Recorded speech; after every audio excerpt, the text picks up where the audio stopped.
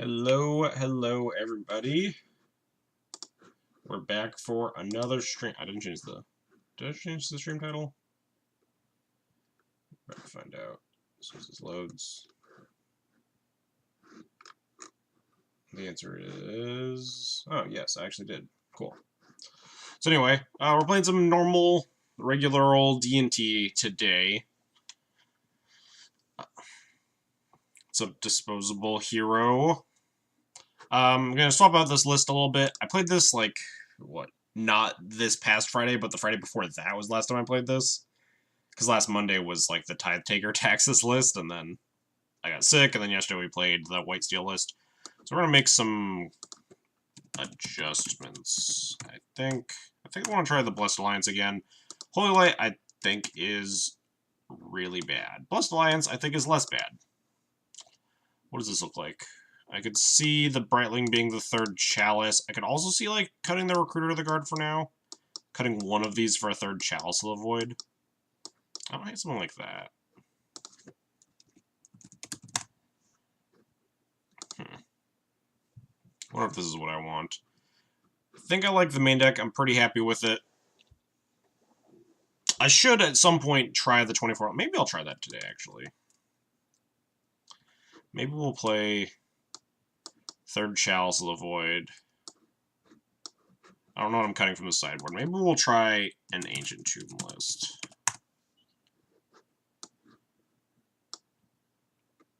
What am I cutting for it? The Cleric, Crusader, Spirit Keeper, probably not Jailer. Could move the Ballista to the sideboard. What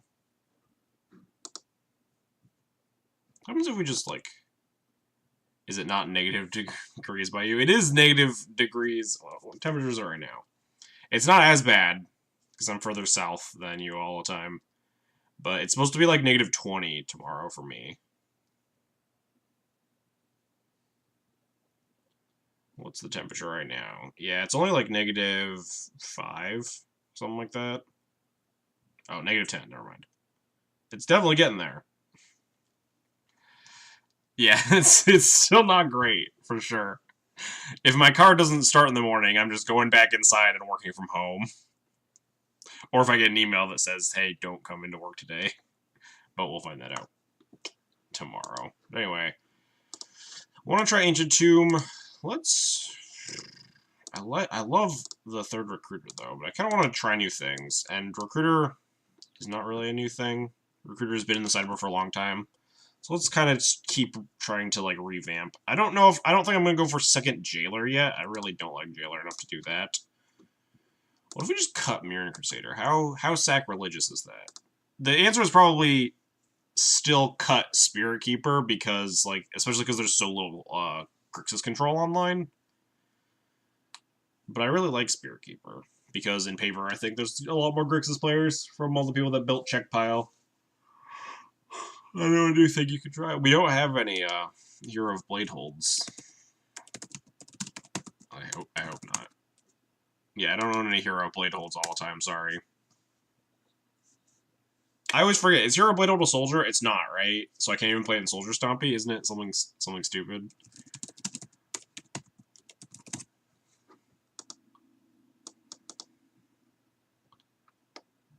It's a knight, yeah. You can't even play it in Soldier Stompy.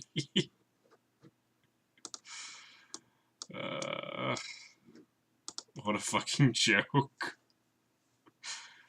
Just wait until we brew up Night Stompy all the time. Then we'll get some Hero Blade Holds in. Night Stompy is probably just Soldier Stompy with Hero Blade Holds though, because you're definitely still playing Thalias and shit. There aren't any good knights. Recruiter is a soldier still. Jailer is a soldier. Crusader's a knight? Yeah, alright, we're on to something. Crusader. Really bad with Ancient Tomb. We're on to something there. Yeah, isn't there a 3-mana lord that gives the rest of them +1/+1 and indestructible? That's definitely text that exists. If you get 2 of them out, then they both get Terminus. Knight of Autumn. Knight of Autumn would likely be a knight, I would guess. Try a knight. Hit taker? Oh, soldier. Fuck. It's unplayable regardless, but... Anyway, let's do something more drastic, I think. Let's cut... let's cut Mirror Crusader. Let's do something like this. Yeah, let's try this list. Let's see what happens if we just don't play a Mirror Crusader. How sacrilegious is this? Well, let's play the Ancient Tomb.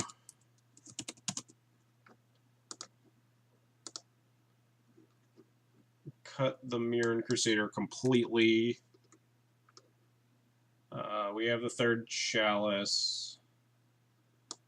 We cut the Recruiter, and we play a Brightling in the sideboard right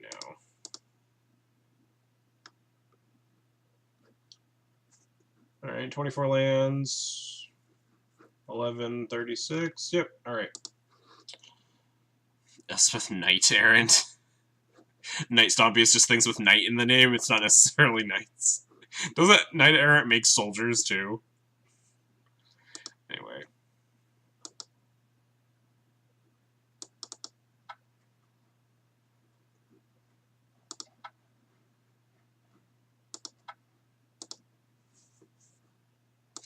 Still have not brewed up the Tombs and Taxes list I wanted to try that was actually, like, focused on, like, two and a white creatures, like Ridwing Mirror, Big Thalia, and stuff.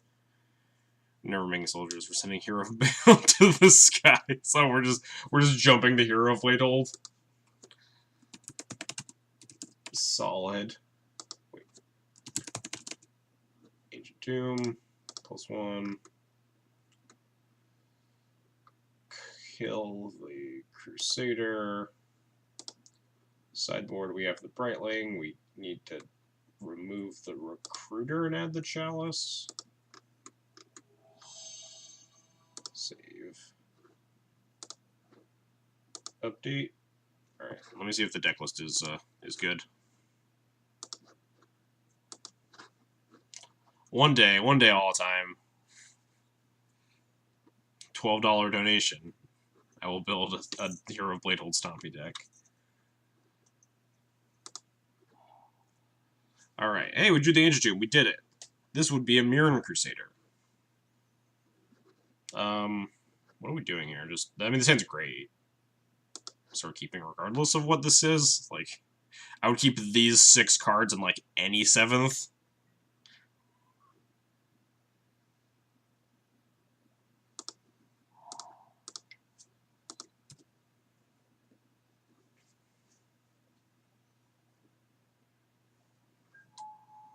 Alright, what do we... This person's name rings a bell.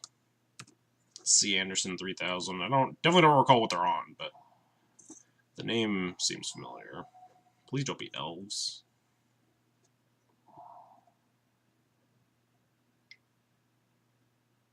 Please play like a Noble Hierarch. This is a green sun for 0. If I don't get a deck after our year anniversary, I'll be salty, but then I make you play all sorts of awful... Ah, fuck, we're against elves. Alright, well, we've lost. GG's. There's always the next round to win.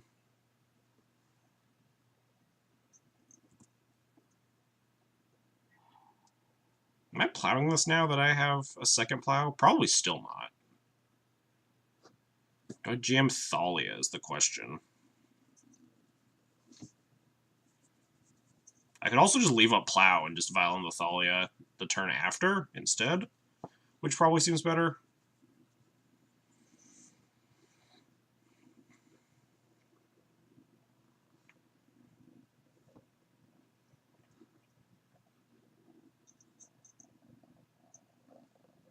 I think I have to play the Ancient Tomb, though, so they don't play around Wasteland as much.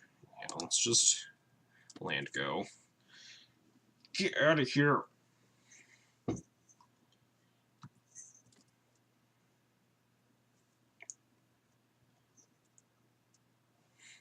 I'll try to figure out the most playable Legacy deck that has Hero of Waithold in it all the time. Oh, Gradle. That's horrifying. This looks like Green Sun for 1. Sure. gonna plow if this is like Symbiote or Heritage Shirt or whatever. I should really be playing Kingdom Hearts 3. Yeah, same. I should also be playing Kingdom Hearts 3. I get a mana out of it at least.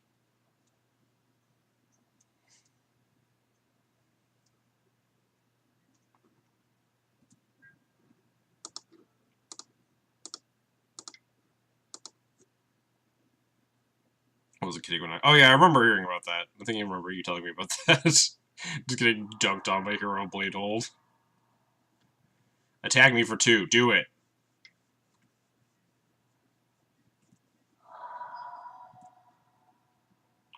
Alright, well... We get Mom here. If we draw Stoneforge, we can just, like, play and equip the Jite, which is pretty cool with this Ancient Tomb.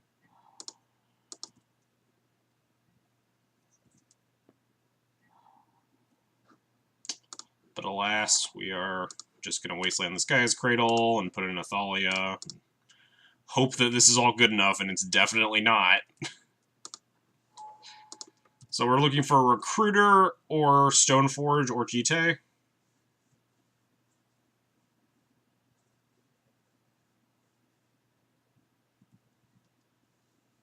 What's up, Ikoimoi? We're doing okay. Just starting the stream off here, playing against elves, so I guess a little bit less than okay. Dread Arbor, sure.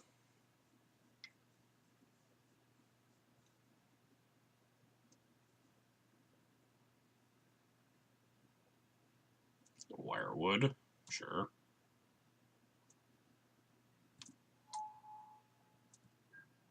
I wonder if I plow this Dryad Arbor instead of the Wirewood Symbiote. Just to try to deny the mana. Wirewood's the scarier card overall.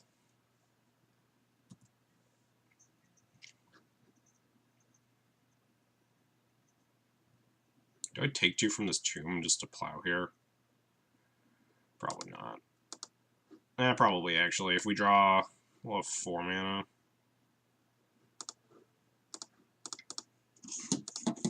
What are you doing, you pest? Stop messing with stuff. Just lay down like a normal cat. God, this is why I hate Ancient Tomb. Just clicking through that stupid window. Alright, we have a Mother of Runes.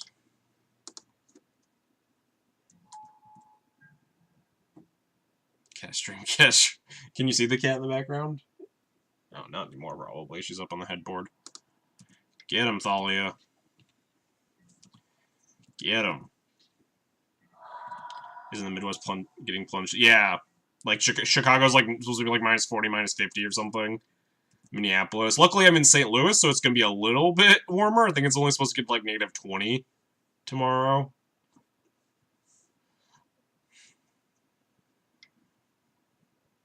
But yeah, it's not good. Not good at all. Alright, this is good. At least, if my opponent doesn't have more mana.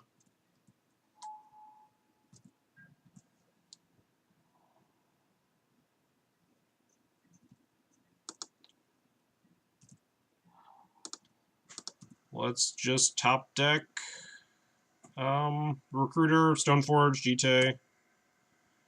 Looks sort of Fire and Ice. Alright, more Moms. Windchill of -55, you poor soul. Stay alive out there. Where the fuck you at, Pluto? I assume he's just gonna pick it up with the Wirewood. But that does make my opponent commit mana later. I might actually need to start using a Mom to just deal 2 every turn, especially now that we have 3 Moms. I did read something. My friend sent me something that like tomorrow it's supposed to be colder in Chicago than like on Mars or something. I don't know how factually correct it was. I didn't actually click on the link, but this is game 1. I can probably just have 6, right? Damn it! Just knocking shit off the headboard. Just lay down like a normal cat. You psycho.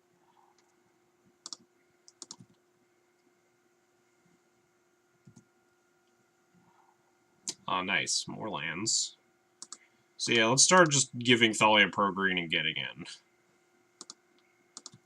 Because that is our only path to victory.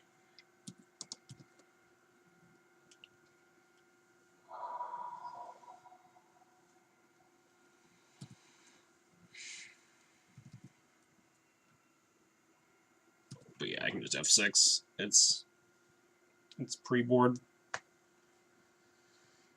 Oh, fuck. Yeah, we lost. They drew Cradle. Now we did.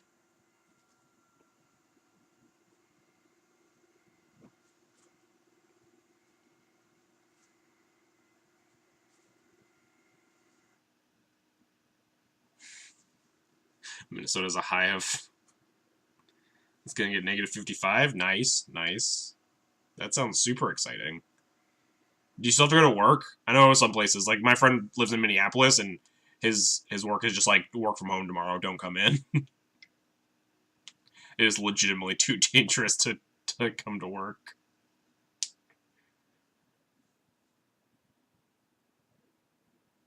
Rex Sage. Alright, well, it's not the worst thing in the world. I mean, it actually is kind of horrible for me, because it means, like, if I draw an equipment, it just dies, because they just get to pick up this Rex Sage with Wirewoods.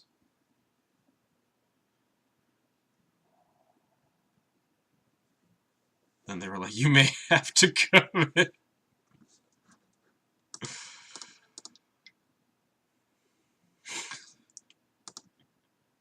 I got grandparents to keep... I mean, that tracks. Also, we drew the actual worst card to draw. I guess, like, Batterskull would have been also bad, but Thalia, bottom 4 cards to draw in the deck. 3 Thalias and a Batterskull, probably. Yeah, it seems reasonable to not come in. Minus 55. My opponent gonna kill me yet? Oh, Glimpse. Alright, yeah, we're dead.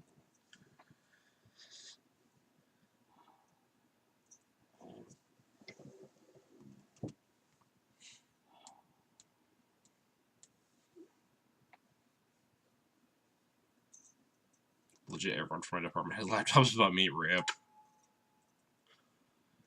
Alright, they're just gonna like Green Sun for a Heritage Druid and just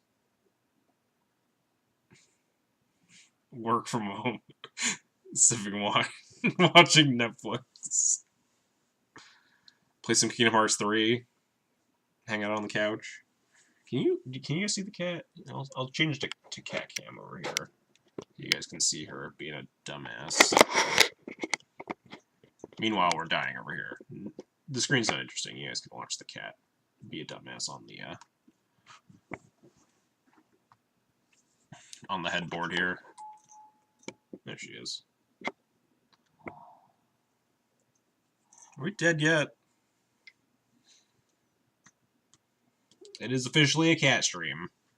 She's sitting there giving herself a bath.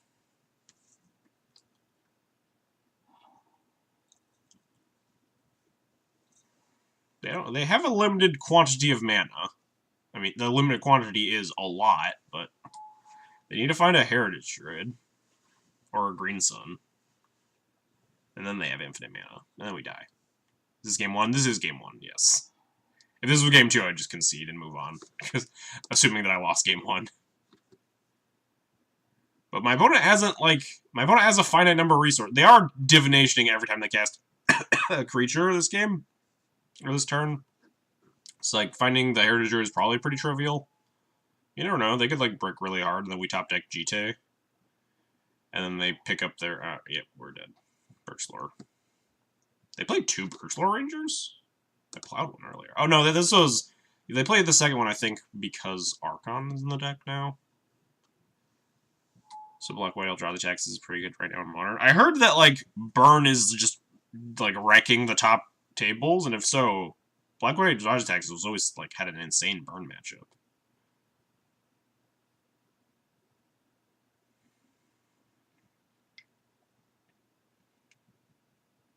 4 mana. Grand Ranger, alright.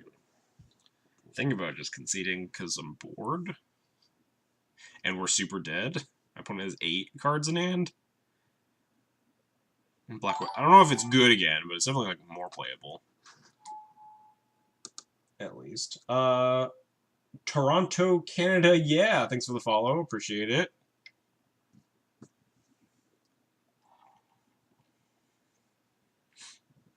How bad is the Phoenix matchup? I guess, like, Phoenixes are kind of annoying. But, like, Thing in the Ice was never a problem for the Flicker Wisp Eldrazi Displacer deck. Thought Not Seer seems really good against the Phoenix deck. Thalia seems good against the Phoenix deck. Yeah, you did lose one of your great matchups because KCI was actually, like, really good. I think Thalia Stomping might actually be the best choice for Death and Taxes decks right now. Because Chalice of the Void seems nuts right now. Burn and Phoenix and whatever else.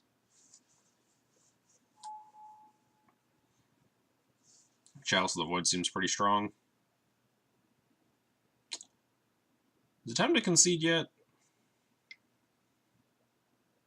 My opponent's getting there. They are slowly getting that mana. It's amazing that they haven't auto-yielded to these these triggers yet.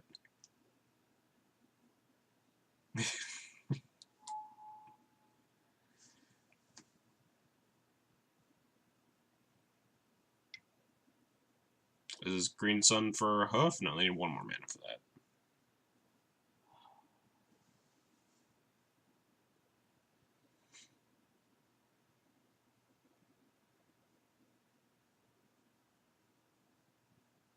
So every creature they cast every 1-drop they cast nets them a half of a mana. No, it nets them 1 mana, assuming the creature's an elf.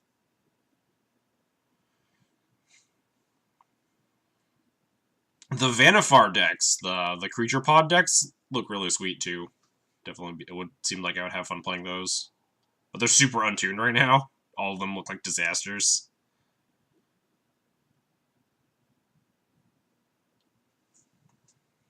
Is it still Cat Stream? Is she laying there? Yeah, she's showing her butt to the audience, though. Camera does not want to sit straight. There we go. I'll scoot over here. Time to unban pod. Deck tier 1. Alright, there's the hoof. We did it. Wait, hang on. What negative life total are we going to? Probably a lot. 3, 4, 5, 6, 7, 8, 9, 10, 11, 12, 13, 14, 28, 42, 47, 48, 49, 50, 51, 65? It's like negative 49? That's my guess. Napkin math lethal if I don't block at all. Oh, damn it. Plus 16. What did I say? Negative 49 or something? So, like, negative 65 now? Did I do that math right? Nice! Nailed it! I'm so good at math, guys! Anyway. It's not playing Red Settle Wreckage, the fool. Yeah, no one ever plays Red Settle Wreckage. Fucking idiots. Well, this is not a matchup for Blessed Alliance, that's for sure. This definitely is a matchup for these 5 cards. And, like, probably not a lot else. Cut all the Thalia. Hey, get back here, Revoker. You're playable. Get out of here. Batter Skull.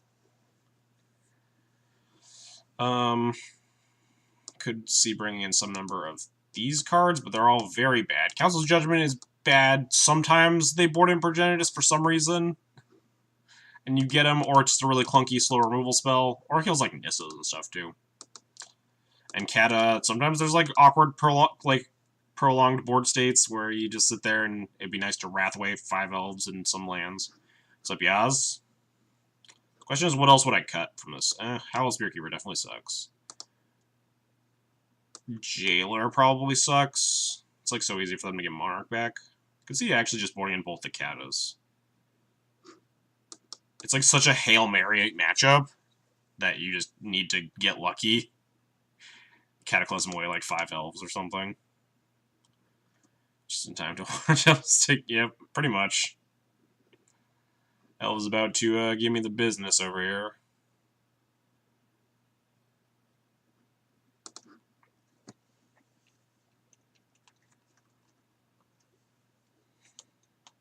Maybe we'll draw we'll have the Ancient Tomb in our opener and also a Chalice of the Void. We got the Chalice. This is an Ancient Tomb. This hand's insane. This hand's actually like kind of close. If we knew we could rip a second land, this hand's good, but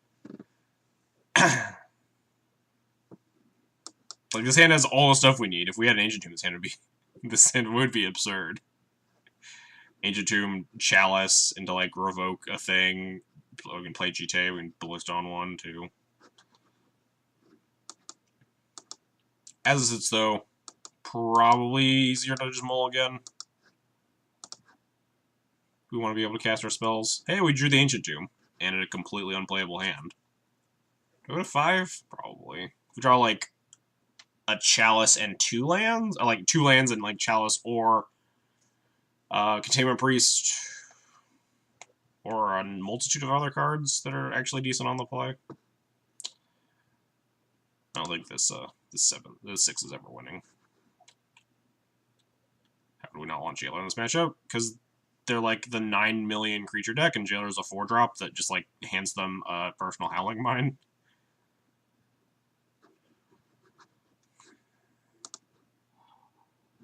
Alright, well, guess we're keeping this. As much as I want a second plow, we also want to hit land drops.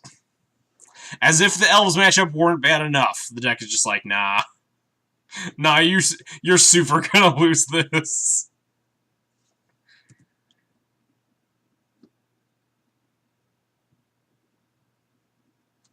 Keeping hands like... I thought about it. I thought about it for that exact reason, Patrick.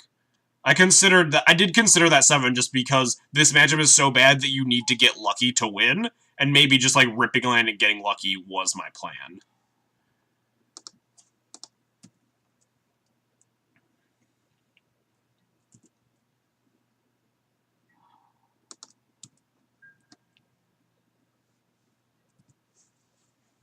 If we draw a second land there, I mean, we're still losing because we're on a multi 4 against Elves who kept a 7.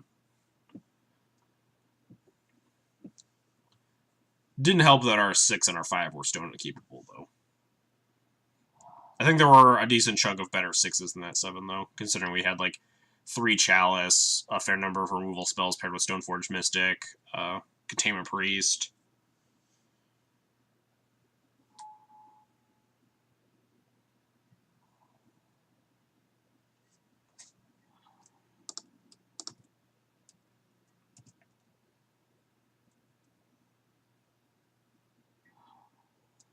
Yeah, we drew a land. Am I porting? Am I revoking? Am I doing both? I don't feel like I'm porting. My opponent has 5. Diceless is like 2 cards from perfection. I'm glad I got so close to your standards, Patrick. I don't think I'm revoking, but I would like to leave Revoker on.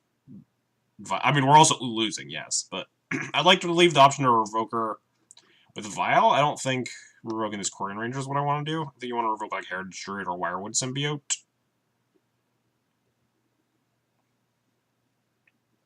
So in that regard, I think I just like jam Stoneforge Mystic.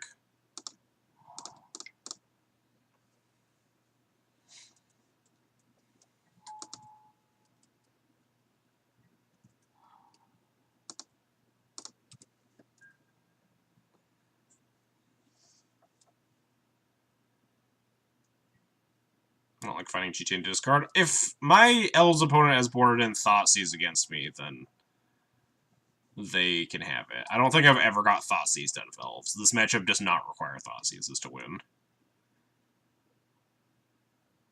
Maybe you take the... Oh yeah, like Violating Stoneforge casting GTA, it's not unreasonable either.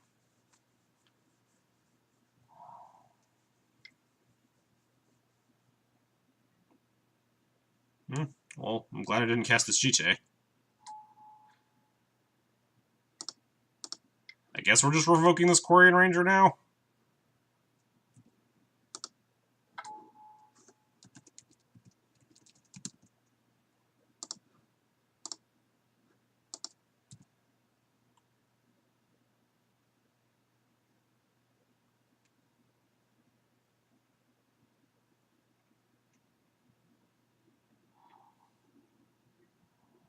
Now we're forever from GT. I mean, we're like 2 turns from a GT, but better than them shattering it, that's for sure.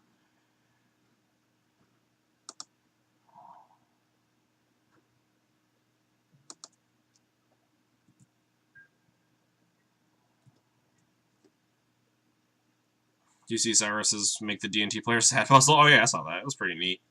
The Massacre Hold Priority Chain of Vapor, my thing. Or your own thing, and also their vial.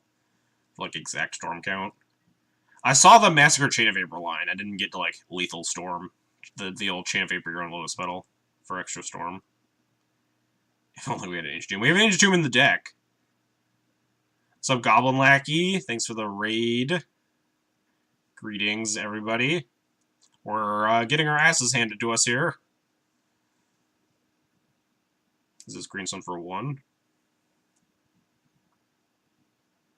Yeah. So this is for a Wirewood Symbiote to pick up the Rex Sage, so we just have to plow the Rex Sage in response. As much as I want to plow a Wirewood Symbiote instead, because Wirewood Symbiote prevents me from triggering this GT, we just, like, we can't let them pick up this Rex Sage, I don't think. In fact, when I vowed in the Revoker, I almost named Wirewood Symbiote, just because it was so much worse for me than the Korean Ranger already on board.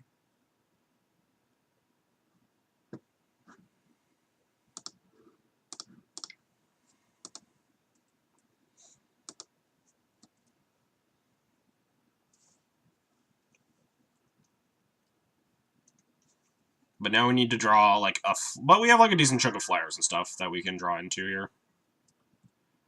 To make the Wirewood Symbiote not just Stonewall our GT. Or if we draw a removal spell, we have 3 other plows and a Path to Exile to punch through this Wirewood.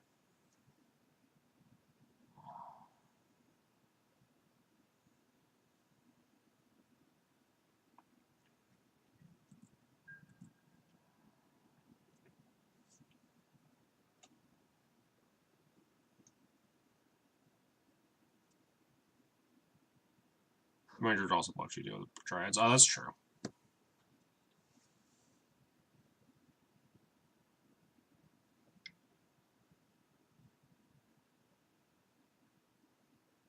This attack feels weird.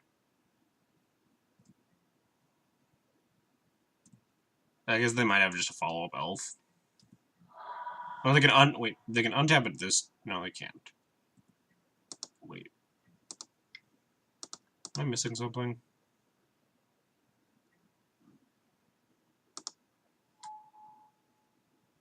Can't I get him with the GT now? I guess Decay. They could just have an Abrupt Decay.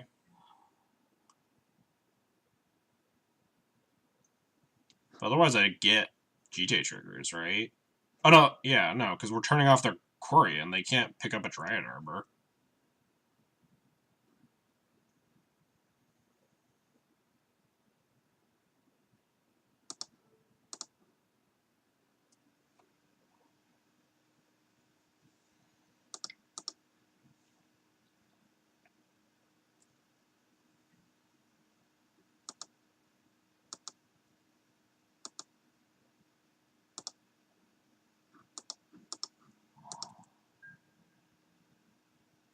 Opponent level itself with Pendle. I think. Well, unless they have a Abrupt Decay, in which case it doesn't matter. My decisions don't matter because we're dead.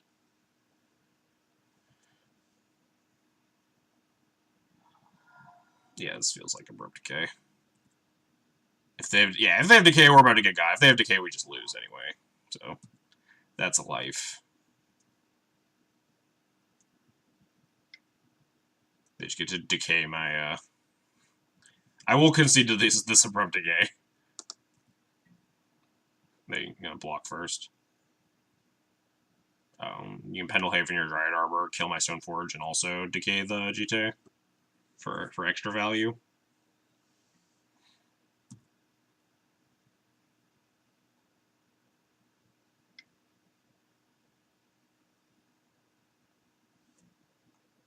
Assassin's Trophy, alright. I probably shouldn't concede.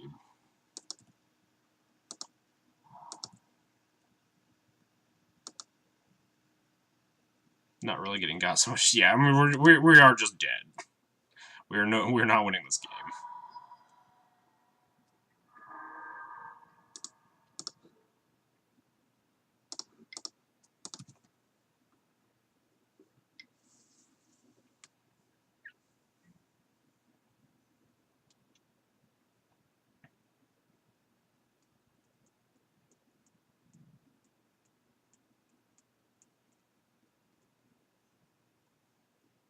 Guess that's a reason to not play the land. We got trophied, so we didn't need to play the land. If we draw, like, Cataclysm, yeah. If we draw Cataclysm, we could have had a Plains in it. Alright, yeah, we're super dead. It's just, like, Hoof. Can they get to Hoof?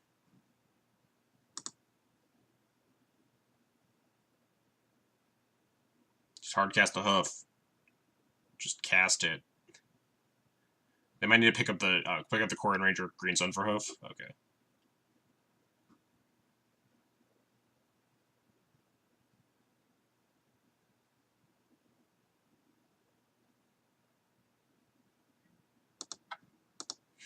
Alright.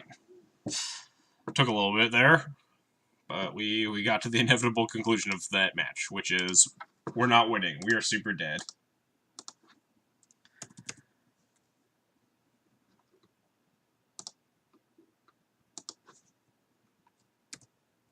Surprise, surprise. 0-2.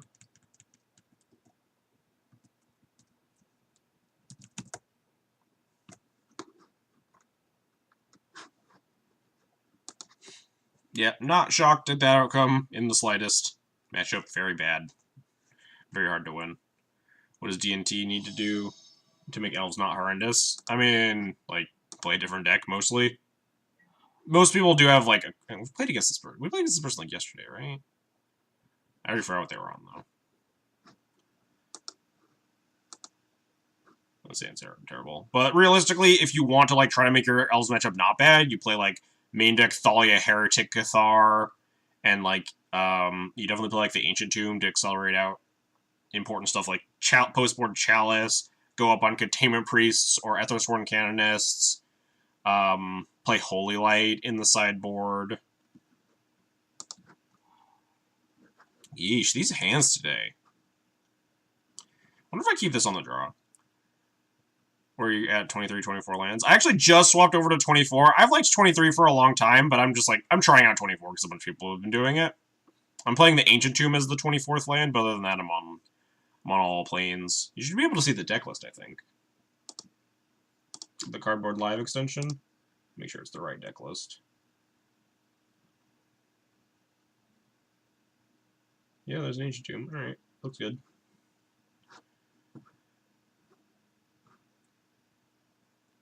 What kind of card could be made that makes elves... They just give like a mono-white Pontiff and you have, like, a chance. Something like Holy Light, but not unplayable. Am I supposed to keep this on the draw? Yeesh, maybe not. I just like didn't feel like going to 5 after going to 4 against elves. Mono-white mono-white Pontiff, please, yes. Even though the white ability on Pontiff is pump your team, and the black ability on Pontiff is definitely like neg1 your opponent's team. So mono-white Pontiff is completely out of the color pie. Holy Light is a very old and bad card.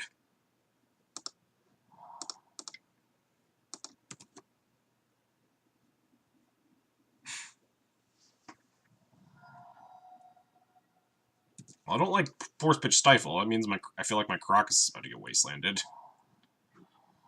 Wait, what are we playing against? Stifle Grixis? Yeah, just Grixis Stifles. Alright. We play in this game. Let's play Run Days.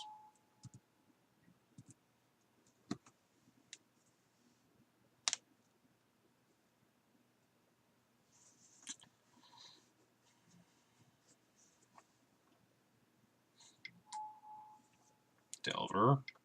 Dang it. I was really hoping for not Lightning Bolt, but that tracks. At least they don't have Wasteland yet.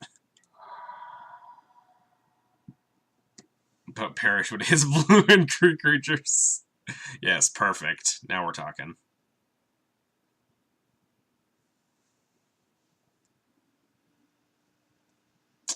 God, I kind of agree that, like, Stifle is the ultimate card of, like, makes people feel really smart for playing it, but in reality it's just, like, grossly unplayable a lot of the time.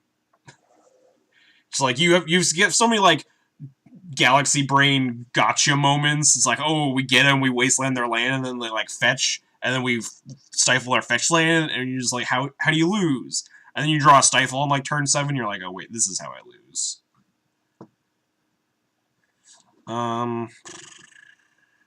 Let's go with... What am I stone forging for?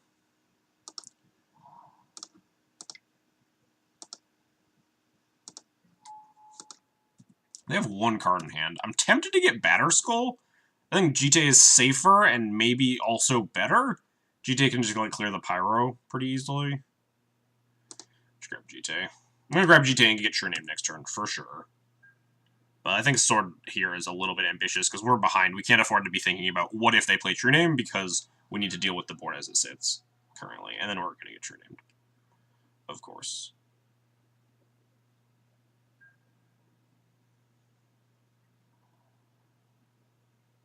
I'll block your Delver. Attack. Oh. I feel like I want to block this. GTA Punish is not stifling this Stoneforge Mystic trigger. Yeah, the last card in their hand is obviously Stifle. I feel like I want to block this Young Pyromancer. I don't... Is this like a desperate ploy to like not get GTA counters because their last 2 cards in the hand are lands? I wouldn't block. He asked for the trade for a reason, right? I don't know. Some people attack Delvers into Moms, and like on my side, it's like I would gladly trade this Mom for a Delver of Secrets because I can't deal with a Delver. And right now, the answer is like I kind of can't deal with the Pyro. But yeah, the other option is they think that the Pyro is going to die, and that's why they're attacking. Because they don't have an answer for this GTA, and it's better for me to get counters.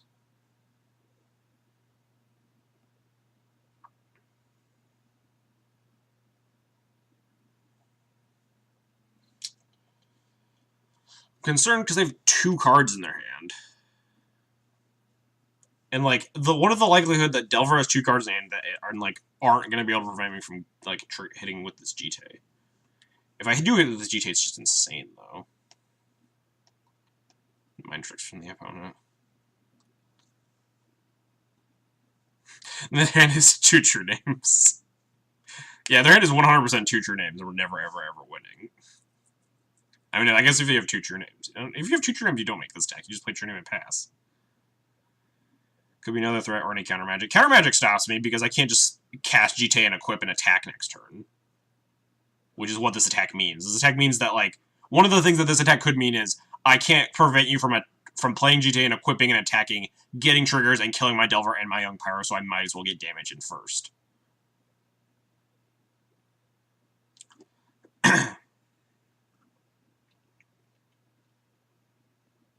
I feel like I do want to block. I don't really care about the GTA trigger. We're at 18. We're not under any pressure to get this GTA online soon. I want to block. Blocking was my first inclination. I'm going to stick with it. Maybe it is wrong. We'll see. Or maybe we won't see. Maybe we'll just, like, dumpster them still.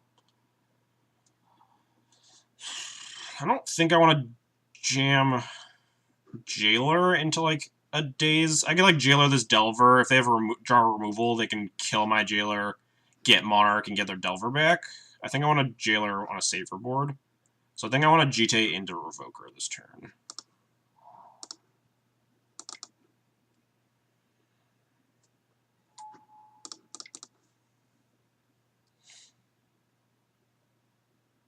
I don't like passing and porting. I don't care if they daze this Revoker, I don't think. I want to get like, the upside of them not having a daze is really good, because now I have my GTA and a live creature.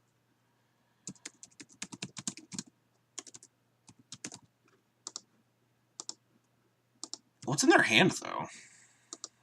It didn't flip the Delver, notably, so it has to be, like, they drew a land for turn?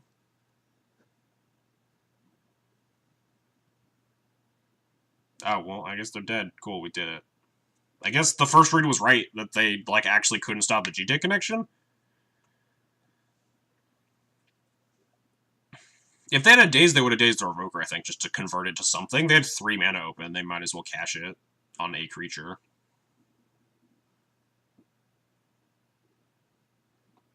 And Liliana Last Hope is just kind of my go-to name against Grixis Delver. It doesn't matter 99, possibly 100% of the time, because Grixis Delver plays basic, almost guaranteed 0 activated abilities in the 60. And they sometimes have like one Liliana on the 75, but we wore out these Revokers anyway. Maybe he has Stifles. Stifle the GJ trigger, get me, or Stifle the Equip trigger.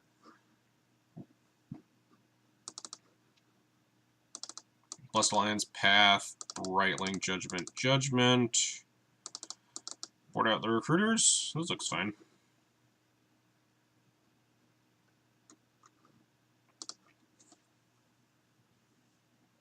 I wonder if on 24 lands you're supposed to board out a land in some matchups, like against Miracles, like cut like a Wasteland or something. Against Grixis, cut a basic. Got named Terramander now. I did discuss that a little bit in the D&T Discord. It's like, what decks do you actually want to name Terramander against? Because usually the go-to against like Rug was Grim Lavamancer, even though it didn't really matter. But now probably Terramander is more likely.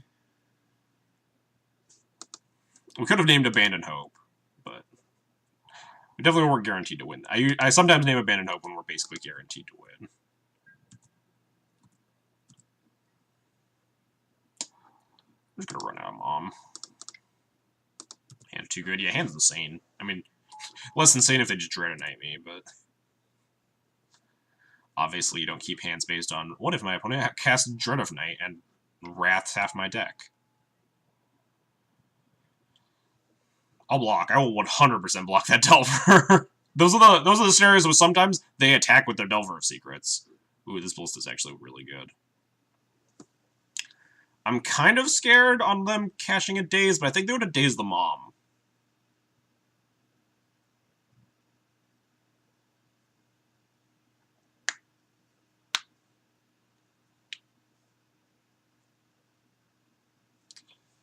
So, like, the Ballista on the Pyro?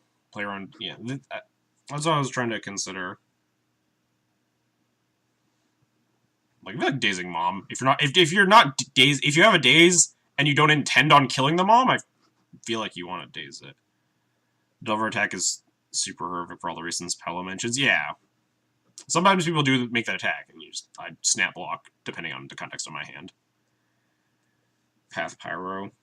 Yeah, I'm definitely pathing Pyro on my turn if I'm pathing it. Land Path Mom. I don't hate that either. I could just like keep playing around Daze. The issue is that if I path the Pyro, then in the Delver flips, I just don't have as good of an answer to it. Eventually, we can get towards Ballista or Judgment, though, which I don't hate. I think it is just the safer play, because if we get this Ballista Dazed, it's pretty horrendous for me. Oh, wow. Should have done an F6 check. I shouldn't have actually done an F6 check. I hate F6 checking people. You don't really get to F6 check in real life. Yeah. Delver's not the scariest turn in the world. It's relatively slow comparatively. They can't... It's harder for them to run away with a Delver of Secrets than, like, run away with the game with a young Pyro. Maybe this Delver doesn't even flip. We tried.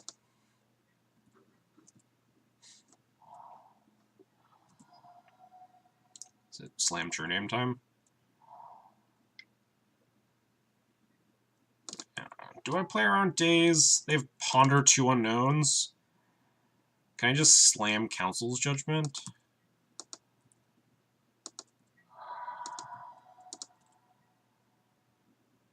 Depends on if we draw a land, I think. They choose that if I'm not Judgmenting, I want a Thalia, and that means that I can't Judgment. Oh yeah, if they have 6 last turn, then it would make sense. Well, that would make waiting better, but I also think that without the 4th land guaranteed, I think I just need to hope they don't have Daze, which they don't.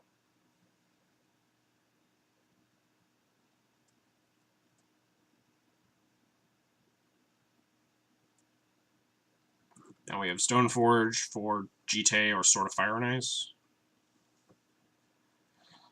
If we draw land, we have Ballista for 2, just like shoot down the Delver. Vote to impeach TNN. TNN 2020. Is it second TNN? Fuck me.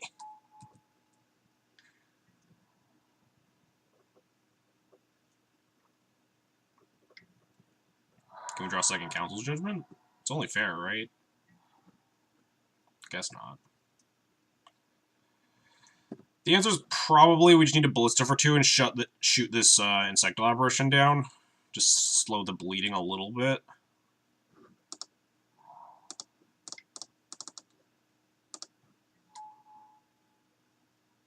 Yeah. Stem the bleeding a touch.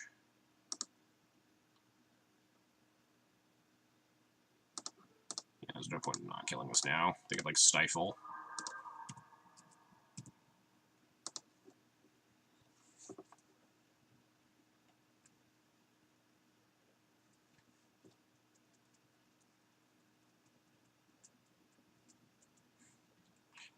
We did manage to play around the stifle.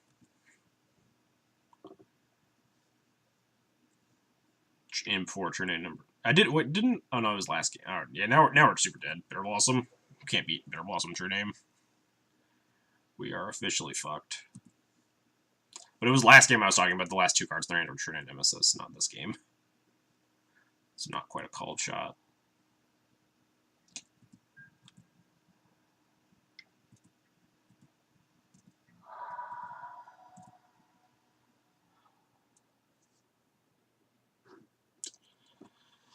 What's my plan? Can't Battle School keep up with True Name? Like, but then they can also stop attacking with True Name, I guess. But we also have Mother of Runes, so we can actually attack through the True Name. Bitter Ball. I was thinking about possibly GT. But yeah, Battle School might be a little bit better here.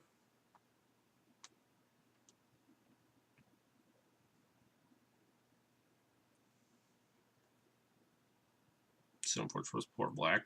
I almost want a Stoneforge plus just Thalia. Never GTA. I mean, GTA is really bad against True Name. It's like better. It's better at getting chump blocked by 1,000,000 Bitter Blossom tokens, was my thought. But I mean, Battle School getting chump blocked isn't the end of the world. We gain a lot of life.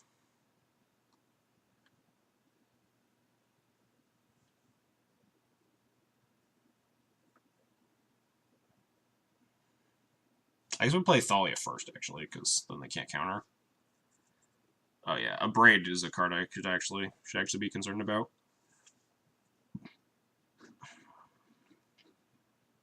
I don't think I want to Port Black. I think I just want to, like, just jam my creatures into play. Try to get them dead. Like, pretty far away from a Gurmag anyway. Been tempted to attack with a Mother of Runes for, like, 2 different turns here.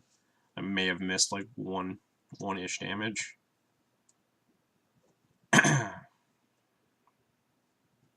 So you put me to 8 here. Next turn they can put me to, like, 4. But if they keep attacking with True Name, then we get Battle Skull going.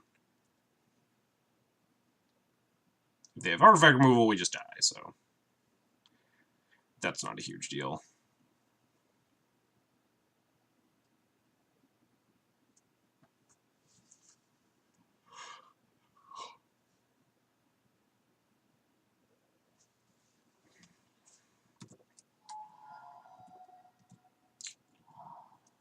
Four lands. Alright, well, at least they're flooding.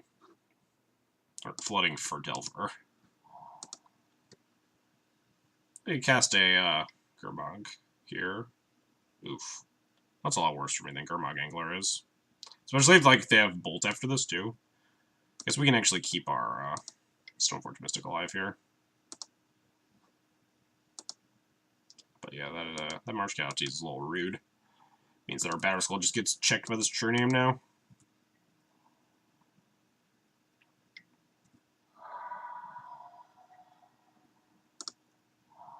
Am I supposed to play around? I can't play around Stifle. They already have the land in hand. Or the land in play.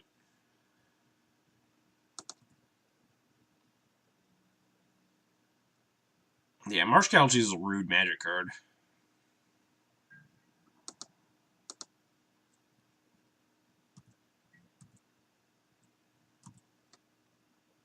No reason to not give Stoneforge some more protection. I mean, against what? They have a blue-red up. Like, give it pro-blue?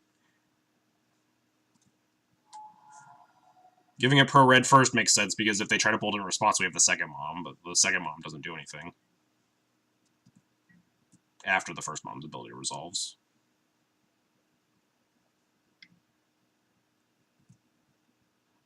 Maybe I'm supposed to like put in Battle Skull in response to that. Ponder.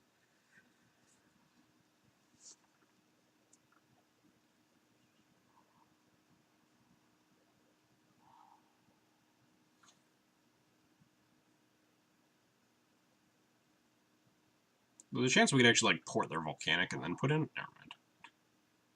Holy Light. We shouldn't be playing Holy Light. Is the deck list not updated? We did just play against elves. But it looks like the cardboard life list should be updated. Unless I fucked something up.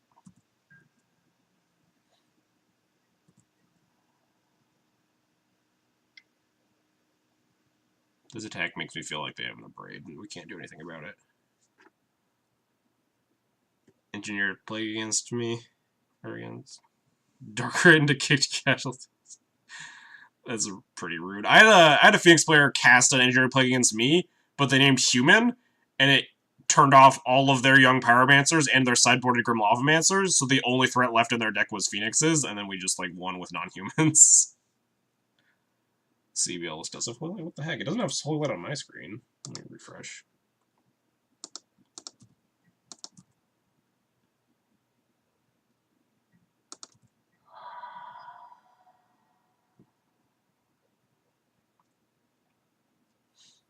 So that attack means that we're just dead, because they have a Stifle or an Abrade or something. Or we're just not going to be able to connect to this Batter Skull. I guess the Stifle doesn't do it.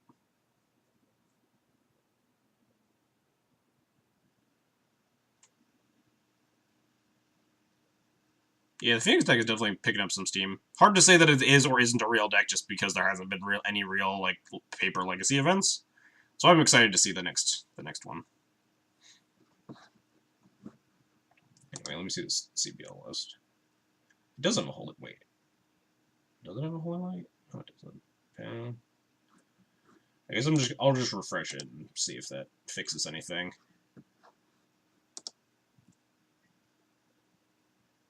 No, Stifle does do it because they Stifle Stoneforge activation.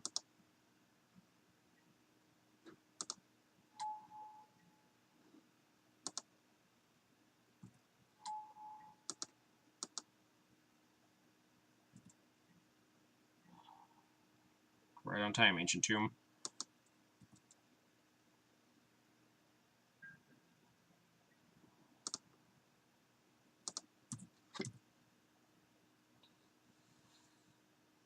Last turn, could you have not poured on your turn? Oh, they've gone. Well, I'll do it too. Could you have not poured on your turn, pass to the next main, then put in Skull? They only had one land up, right? Oh, to like play around Stifle or something? I mean, Stifle wasn't really the card that I was actually like had a concern with. It was just like a card that exists that like if I want to play around specifically Stifle, I could port and then go to the next like main and then put in Batter Skull, but then you're still opening up the Batter Skull to being shattered or whatever. Stifle was just one of many cards that were on my radar of things that like kill me.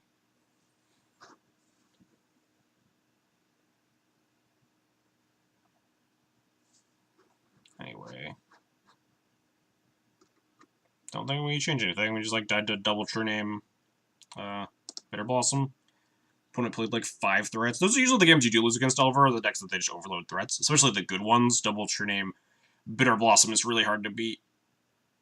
But it's even worse when you have to get through the Delver and the Young Pyromancer first. I was leaving up 3 mana to be able to pick up the Batter Skull, but we were already dead to a Shatter if they had one, just because it like time locks us essentially.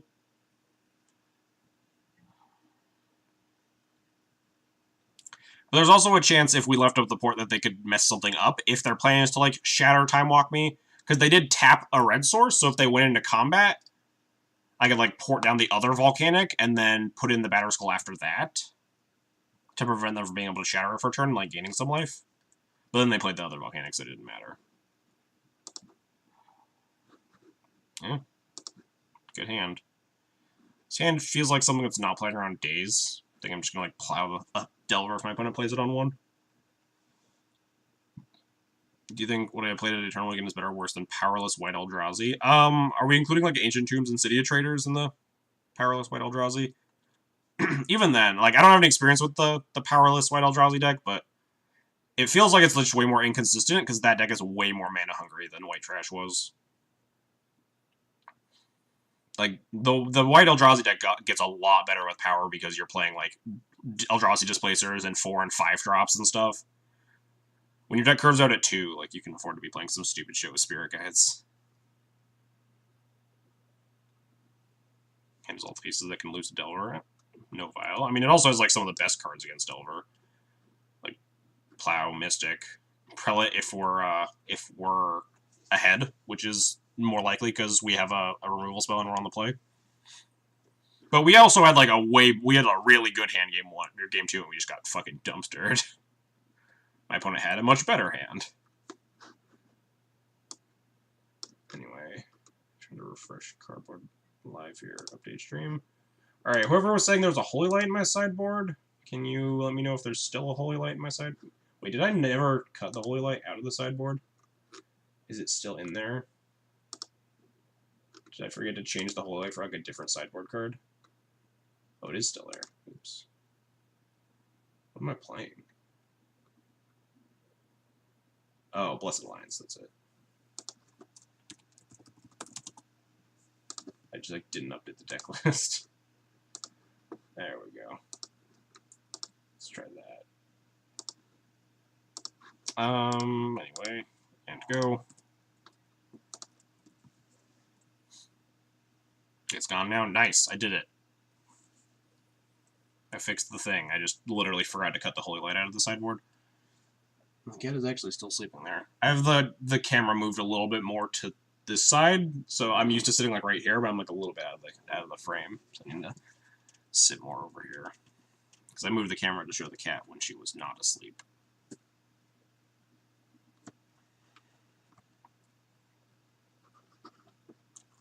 If they play Delver, I'm just going to jam plow into it, I think. If they don't, we just go land Thalia.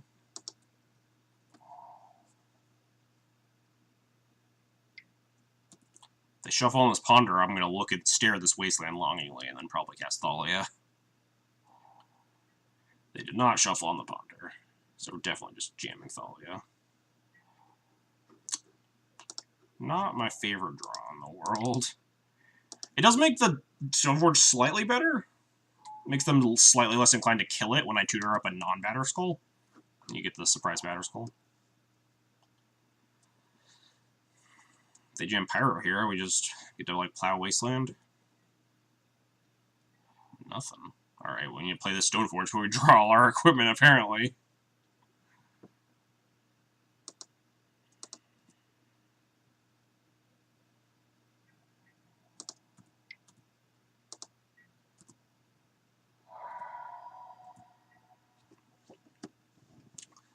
I want to Wasteland, but I also really don't want to Wasteland.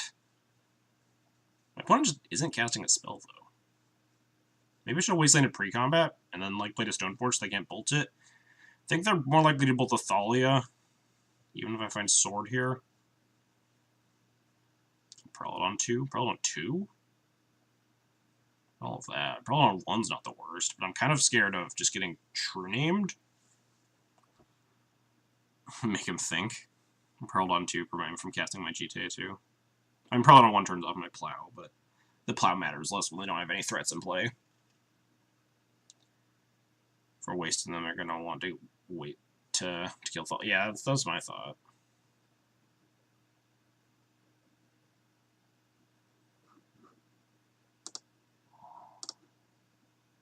I think I'm just going to Stoneforge and Wasteland here. If they kill my Stoneforge, it's actually like a 6 soul read, and very bad for me, unless we rip another land. Stifle. Stifle me. Do it. Please, I already have 2 equipment.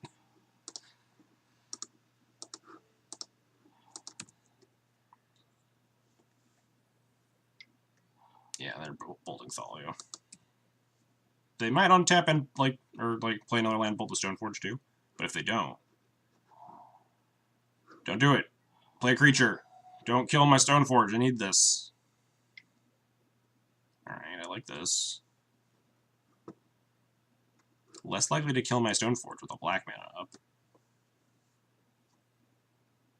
Gotta keep that Wasteland. I mean, I could have, like, done it in response to their end-step Bolt instead, but... Ooh. Now we gotta plow this Delver and put in my Batterskull? Fucking deal.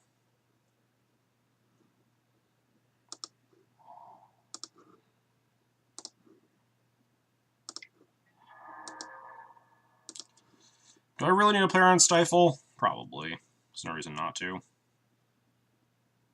Say plow for Gurmag.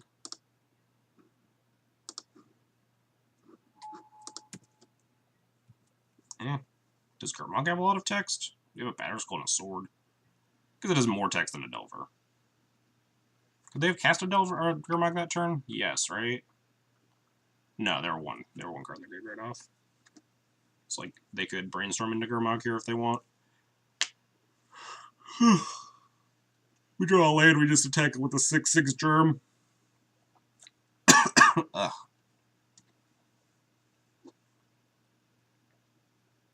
Still have like residual throat issues from last week.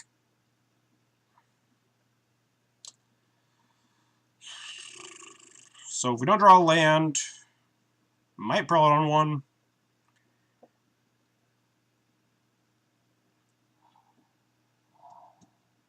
Oh, play around the Stifle with the Wasteland? I was not about to play around Stifle with Wasteland.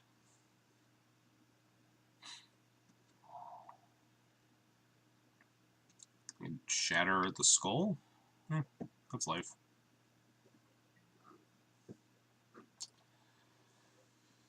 Is it time to Prelate? We can also just, like, play equip GTA and get triggers, which isn't the worst. But Prelate doesn't seem bad. GTA helps me tank through, like, everything that isn't True Name or, like, another removal spell. So I like Prelate on 2. What, did, like, turn off a Braid? But the issue is if I Prelate on 2, A, I can't cast GTA anymore if they ever killed my Stoneforge. And B, like, their deck is a bunch of 1-drops.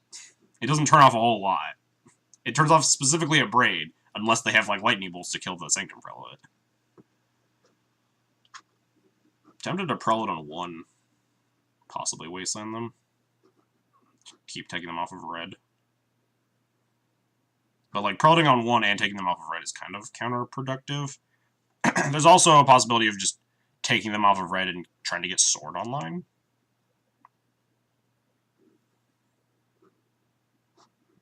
What'd they do with their...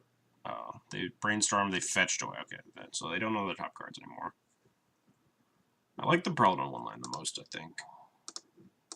Especially because we also have this port. We can actually just prevent True Name from ever hitting the board.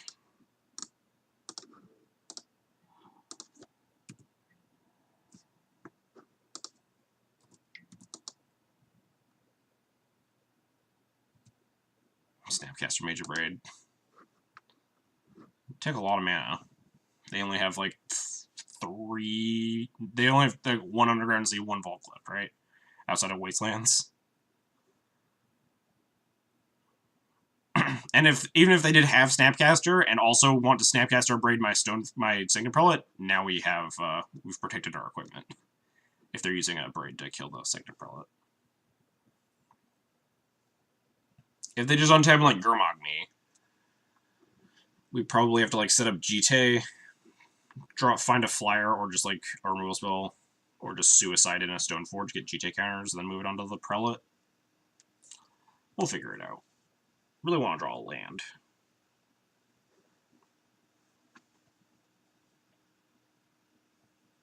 Just so we can suit up Prelate and bash their face in.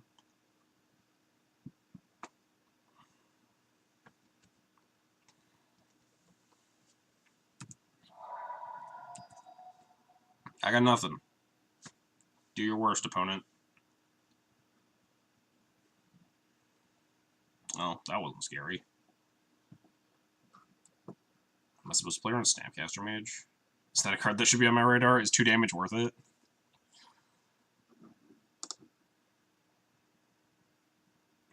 Plow, suit up Prelate, die to Gurmag. draw Plow, not be able to cast it through Sanctum Prelate. We'd have, like, the GTA Suicide in the Stoneforge or something. I think I'm just passing. Snapcaster Range isn't really a card that should be on my radar. I definitely have seen it in some Delver lists, very occasionally as a one-of in the sideboard. It's very unlikely for it to happen, but I also think it's unlikely that this 2 damage matters a ton.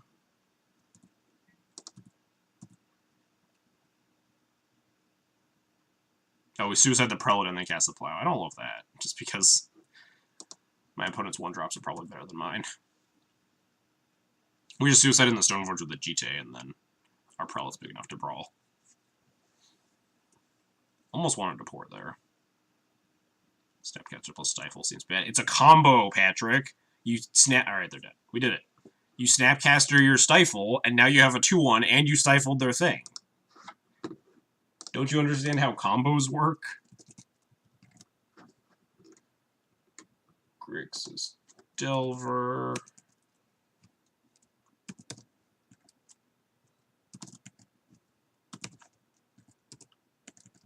What game did we lose? That was game 2.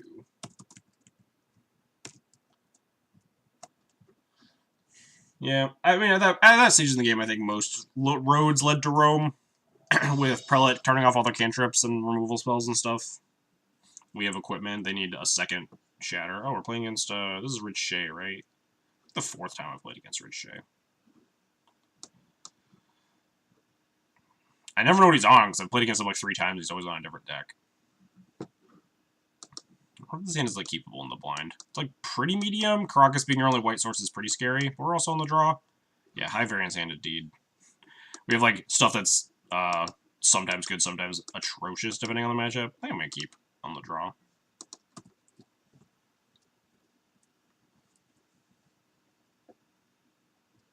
Let's figure out what he's playing today.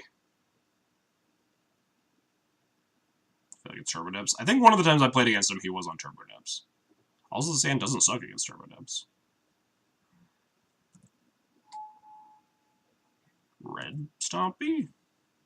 Yeah, looks like just Mono Red Stompy. This hand is very bad against Mono Red Stompy. We just, like, can actually get Blood Moon out of this game. No! Fuck!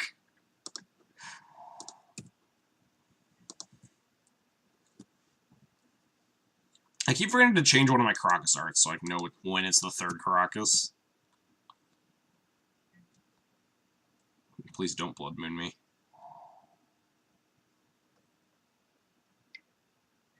Fuck. Hey, we did it. Never didn't have it. Now we just need to draw the next one so we can Flicker Wisp their, like, their Chrome Mox.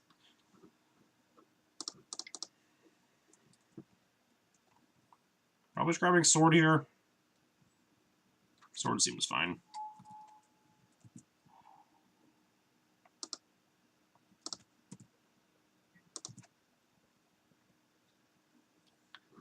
I mean, we have like 4 Flicker Wisps to deal with an Ensnaring Bridge later. I'd like to cut them off of mana in this stage of the game. Flame Slash? Yep.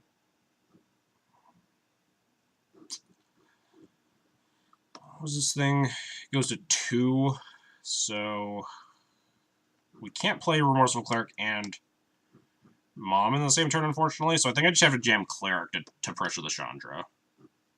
Also, we can't play the Mom because they have a Chalice.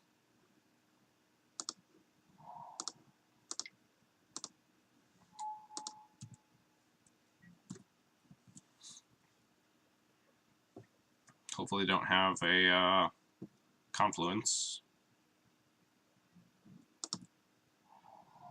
Nice, it's a mountain. Alright, we can beat a Rabble Master. Currently, we just, like, trade with it.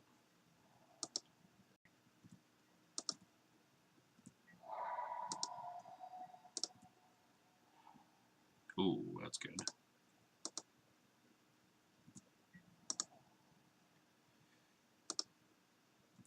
Attack the Chandra down.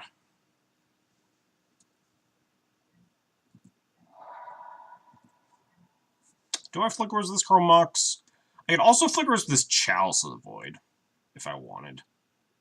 can also just do neither. I can play Spirit Keeper. Spirit Keeper just trades the Rabble Master, makes 2 1/1s. Yeah, a lot of our cards are good against Goblin Rabble Master, that's for sure. I think I'm just playing Spirit Keeper for now. I could sack my Cleric, turn it into a 1/1. What a combo. Sack Cleric, let Spirit Keeper die, make it a 1/1 instead. Value. Maybe next turn we get sort of Fire and Ice online. Start beating my opponent in the face. They're red stompy, so hopefully they're starting to putter out of gas. They find Ensnaring Bridge, this gets a little bit more awkward.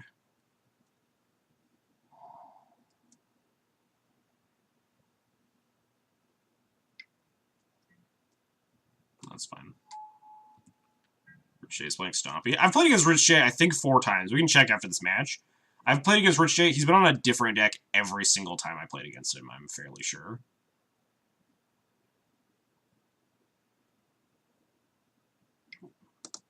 We just get to block this, and then we also just get to put Sword on our Vigilance Howl Spirit Keeper and attack them for 5 and kill the Rabble Master.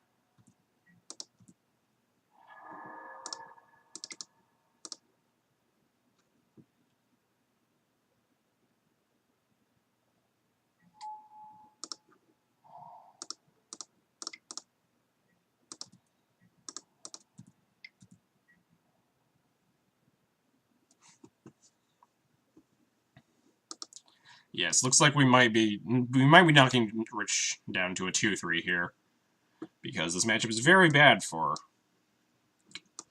Red Prison. Fortunately, Blessed Alliance really bad against Goblin Rabble Master, it turns out. Matchup where you'd rather have Path, obviously.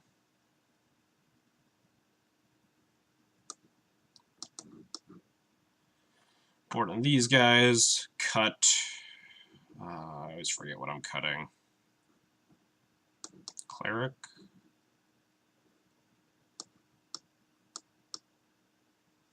This is a Chalice matchup. Oh yeah, Child Taker, easy.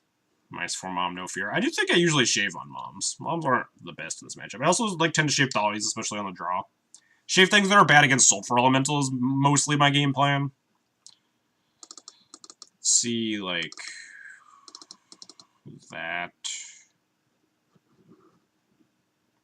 I usually just see totally. Oh wait, no, we'd have 1 Mom. The Miser Mother of Ruins.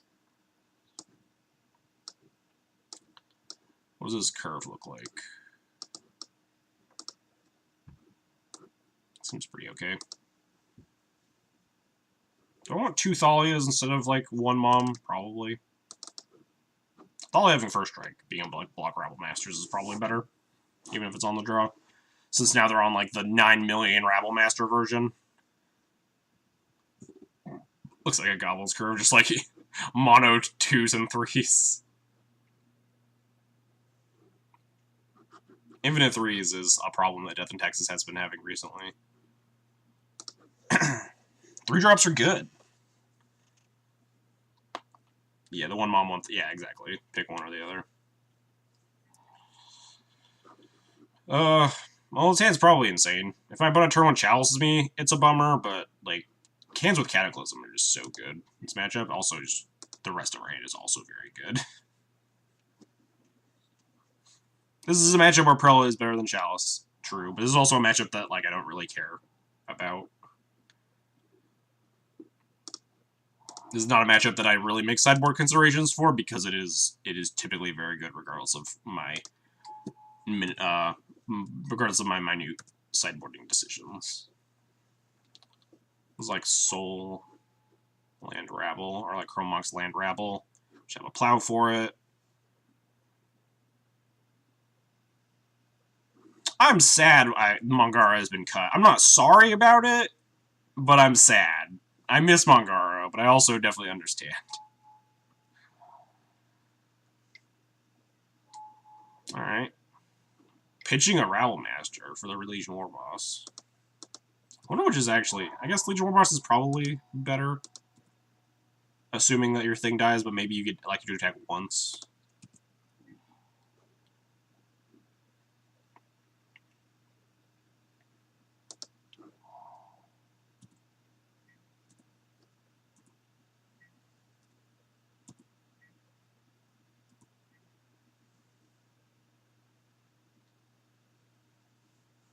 We have one white 2-drop.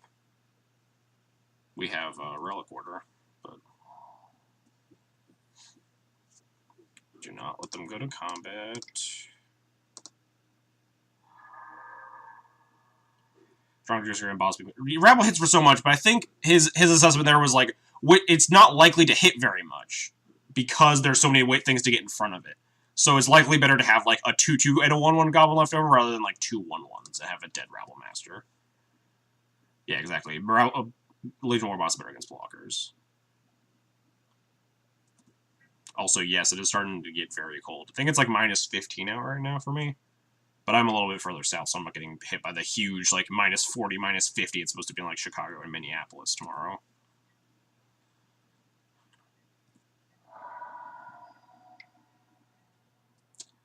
That's scary. Hey, we can Crocus it. Value. How do we lose?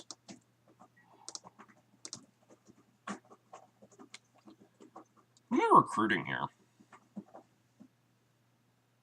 Wish I had an Orzhov Pontiff. Get him.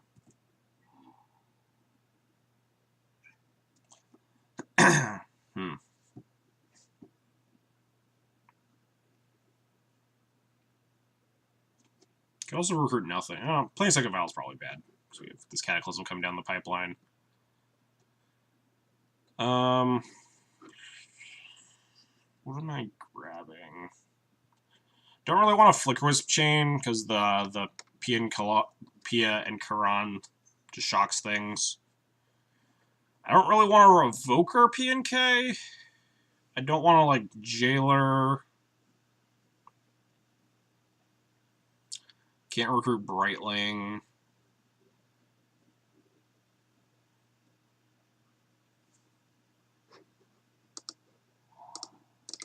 Cast this and find out. Easier than theory crafting is just looking at this. Ballista's not bad. I don't hate grabbing Ballista here.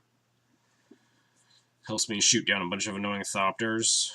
Although Flickerist does a similar job, and that's just off of a vial. It kills a Thopter and trades with a Thopter.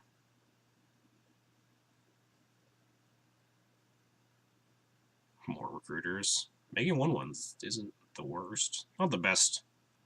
There's 1/1 flyers. Could grab like Spirit King, we could grab Stoneforge. There are a lot of choices. I think the answer is probably Wisp, honestly. It also like helps sets up with this Cataclysm. Like Wisp out my recruiter, Cataclysm them. I think I am just grabbing Wisp here.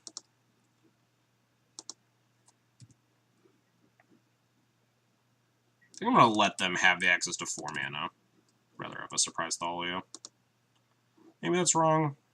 I'm not really scared of a Chandra, though, because we have Cataclysm coming in the pipeline. There's no chance I don't Vial and Thalia so I can Cataclysm them. That's a line I could take.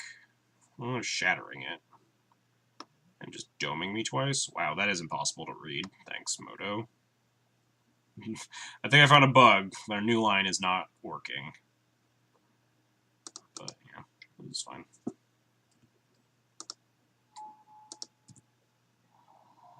Wisp is definitely the I don't know what I'm getting with my recruiter choice. Ooh. No Stoneforge.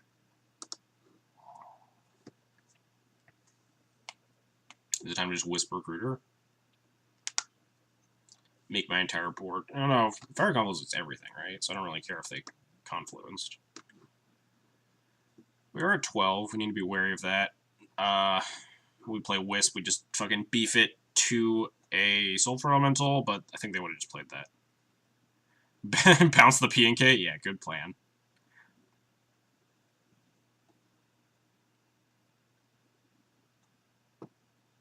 I could also Stoneforge this Vial, just get this Vial back into play. They'd have to like leave up mana to deal with like Stoneforge for Sword of Fire and Ice or whatever. I think I like just Wisping though.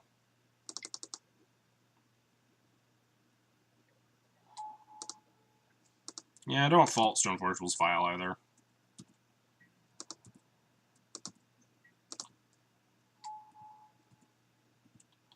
Maybe now it's time to grab Walking Ballista.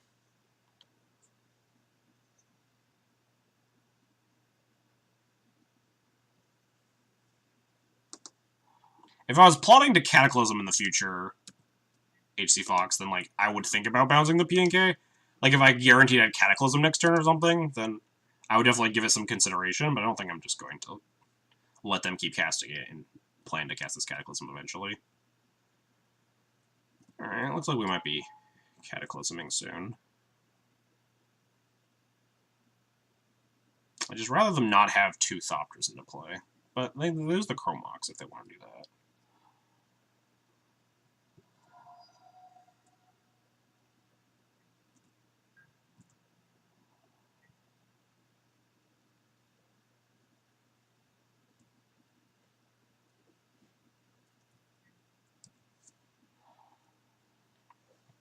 We're not casting Cataclysm yet. We can't with the Thalia. I think I want to ping down the Thopters and just attack the Chandra. Just Ballista down 2 Thopters while they're tapped out. Attack the Chandra down to 2. They can throw their Chromox at the Flicker Wisp, but that just makes this Cataclysm better in the future. I didn't really want to pick up my Thalia and cast Cataclysm.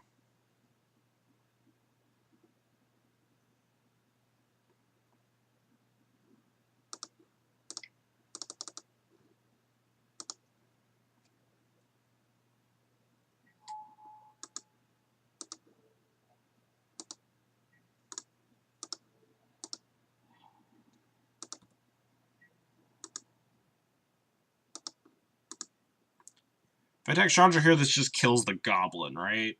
Which is probably fine. Because it means they can't really attack with PNK still. Because they need to be able to deal with the Wisp. Because this Chandra's taking 3 for sure. Yeah, this just kills off the Goblin.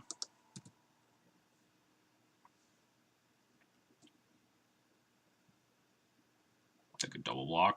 I mean, I'm totally fine with killing this, trading Thalia for PNK here. It means they can't throw the Chromox at the Flicker Wisp, which means the Flicker Wisp almost guarantee kills the Chandra. Oof, that's a good one. I'm going very low here. That's scary. I'm going to, like, 4 here. That's pretty bad for me. Really want to rip a land, so we can just path. Uh-oh.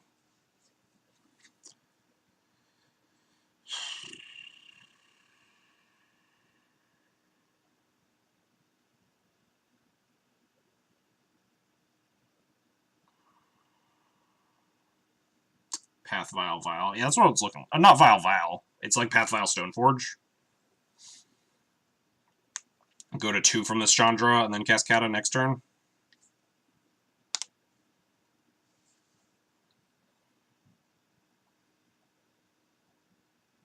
Can't path on upkeep or we die. We have to path it right now.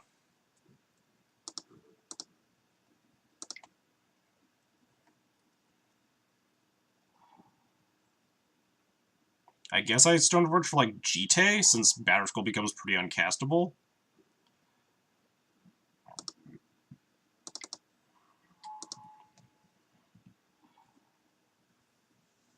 Assuming my Stoneforge gets killed. If my Stoneforge gets killed, we're just, like, dying anyway. Maybe I just grab Batterskull to hope to top deck a land afterwards.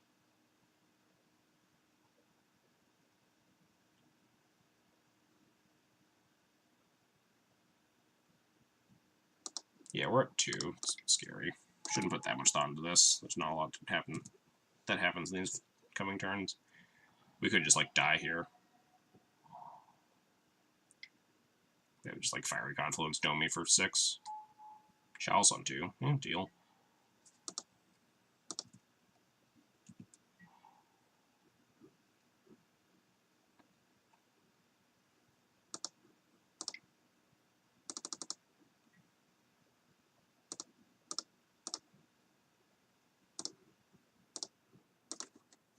Chalice just dies anyway, because they're definitely going to keep this Chromox. They have 1 card in hand. Is there a reason to not attack here? Like, Goblin Rabmaster only puts me to 1? I think attacking is pretty fine here. We really need to rip a land, though.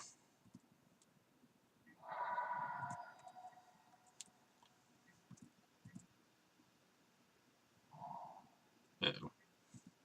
Oh, they don't have anything. That's a good start. Land?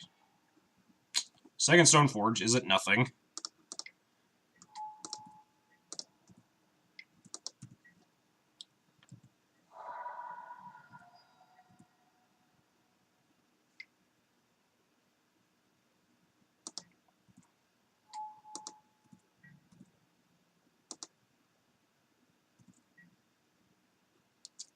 Even if we block the one, we're still like, I guess we're not dead. But then we like chum block the Rabble Master the next turn, but like we're still pretty behind there. We really need to draw this land.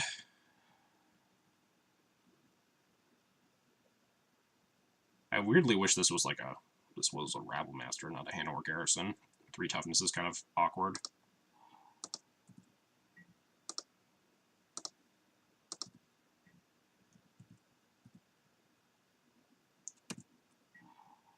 Ooh, that's good.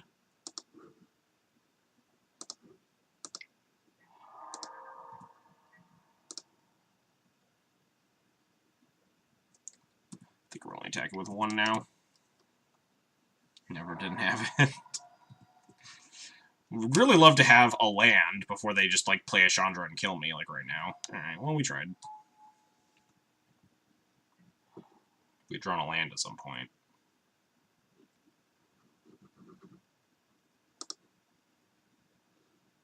Run it back, probably. Both teams did fight hard. That was a game that we played. Took some lines that, I mean, we probably could have taken some different lines and maybe won the game, but yeah, it was Ricochet. But obviously, if we taking certain lines loses to other cards. It was the Fire Confluence off the Chandra that just like bodied us. We couldn't cast the Cataclysm with a Thalia in play unless we were planning on bouncing our own Thalia and then also bouncing the P and K. And the problem with bouncing the P and K is that they can just keep land Chromox and hit 2 land drops or a Soul Land and still just like cast it again, and then it's still bad for me. Hanover Garrison is just like really bad Goblin Rabble Masters like 9 and 10 and possibly 11.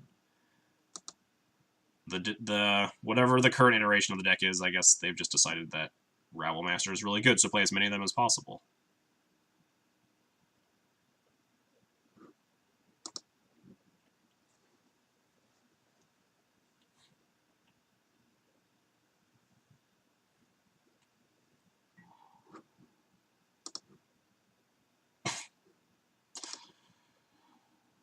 Alright, well, this is a hand. This hand's actually not bad. I like the Rashad Wasteland hands are like surprisingly powerful against some of the Red Prison hands. Do I want this? Like, we're kind of mana hungry, but we're also kind of decent. We're going to be using Rashad Wasteland a lot, but I think I'm bottoming this for more action. Not a dude bottom. Yeah, exactly. Like, we'll probably hit some more land drops down the line eventually. We don't really need to hit the land drops immediately. I'd rather just have more action to try to end the game here. Ooh, I like that start. That's card.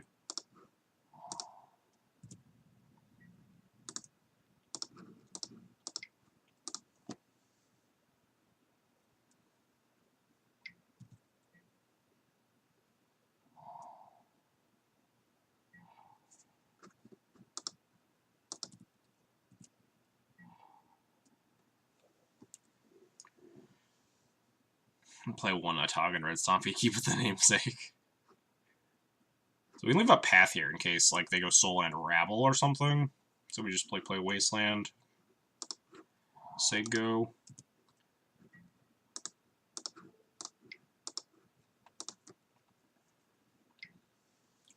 Don't know what I'm Stoneforging for.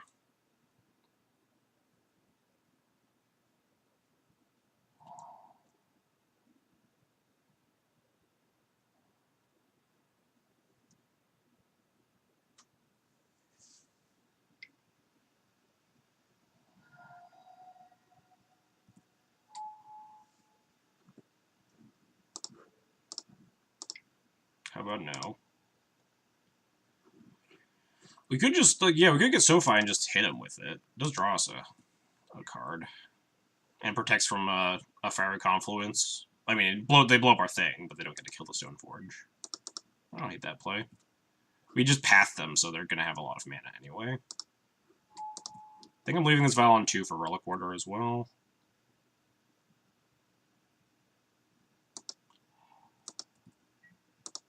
We don't have double white, and also we don't have any 3-drops yet. Hey, that's good when they cast Chandra next turn. Just get them.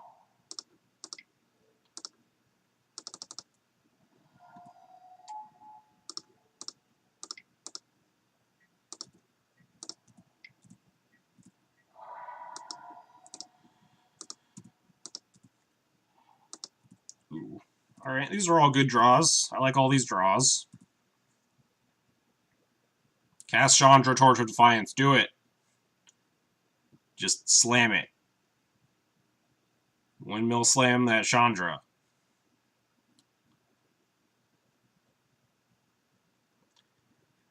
If they Confluence my sword, I wonder if I just Relic Order it. We also have, like, Flicker Wisp to just get the sword back. Probably do, actually. They just cast Confluence, dome me for 4, and hit the... So we can't actually counter this completely, but I think I do just save.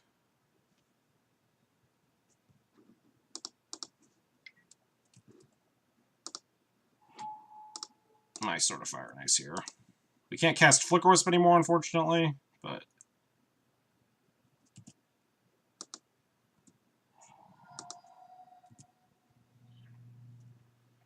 Oh, now we can. So we can Flicker Wisp our Relic Order, get the sword back, equip the sword, and attack. And then also Wasteland.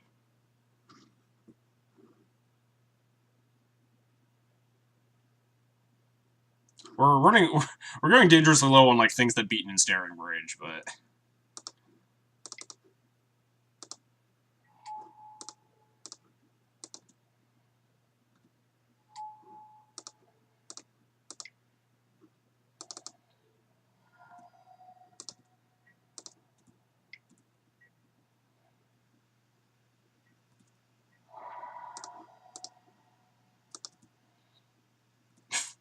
Alright.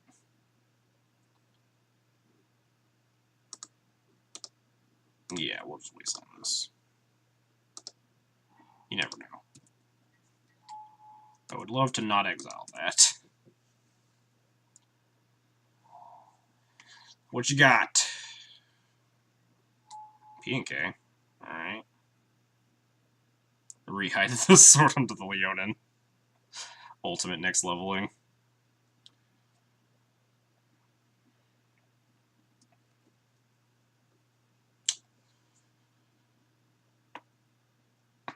Am I cataclysming? Doesn't seem bad. I don't feel like, I don't feel super pressured to. What am I attacking with? Everything? They have to chump block a Thopter. If they trade the other Thopter with the Flicker Wisp, I think that's fine. Actually, just move the sword over to the Flicker Wisp and attack, actually. That's probably the best.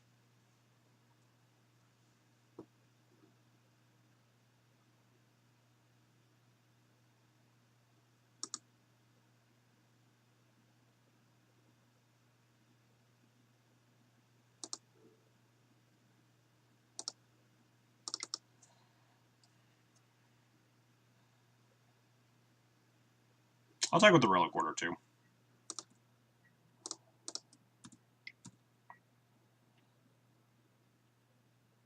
I don't know, if they cast Bridge, then we just Cataclysm. It's very hard for them to do anything after that.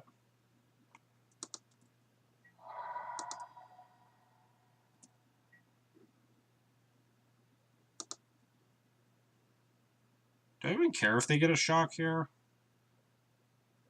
How much do I want to overcommit?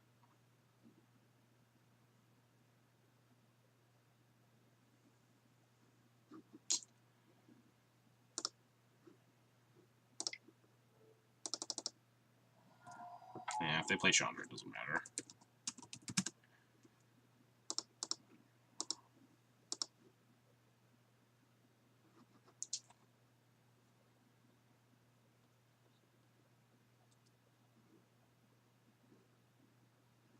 I don't think we need to port. I think keeping the land for, like, the Cataclysms is better. Ugh.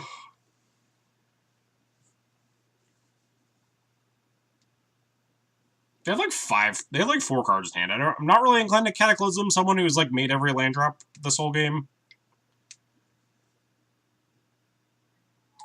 It's an easy way for us to actually lose here.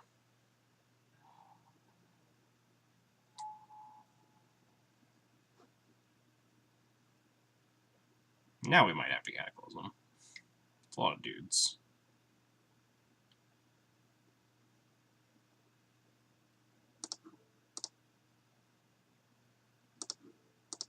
Probably just trading off this Revoker. We're keeping Flicker Wisp's Sword. We get to also, like, Cataclysm, play land, port them.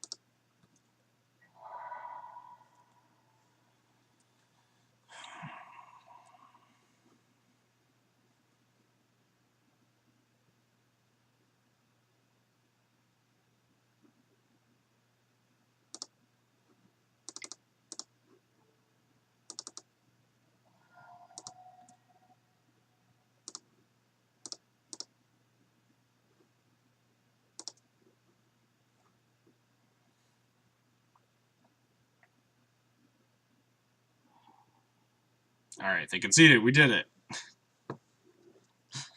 We won. They were, in fact, super dead. Ugh. A little scarier than I would have liked it to be. If I'm being honest, but definitely still got there. P&K can be kind of a slog.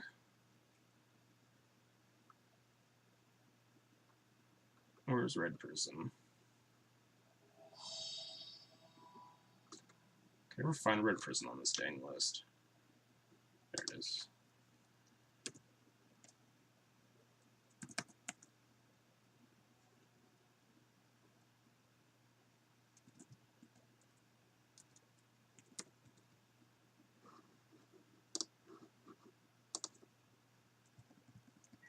Won game 1, lost game 2, won game 3.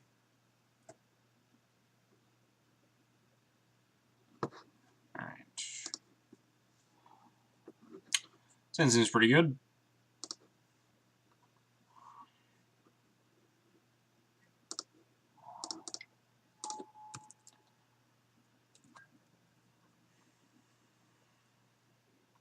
Then I not have 6.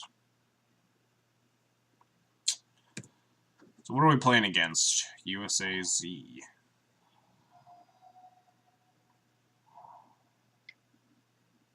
Miracles, Storm, Sneak. Either way, Slayer Mythalia seems like the applicable line. It gets forced, pitching Snapcaster Mage. So likely Miracles then?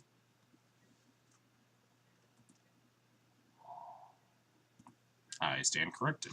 So Grixis. Like Grixis doesn't play Misty, right? They kind of need their on-color fetches.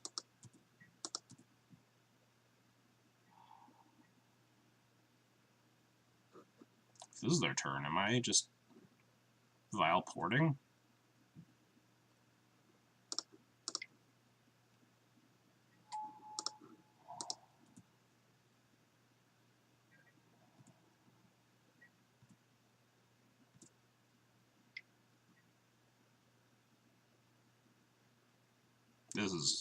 This is not what I expected. I might need to port the swamp all of a sudden. Oh, alright. Opponent is laying it all out on the table. We're gonna port that Black Source. Also, what the fuck is the opponent playing?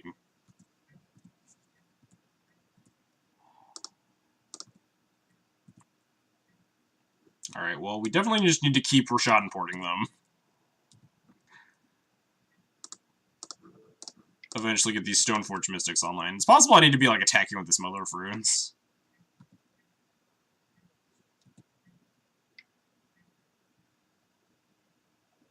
Blue-black Reanimator with a Snapcaster Mage? Is it that weird blue-black Reanimator control deck that I played against, like, a month ago or something?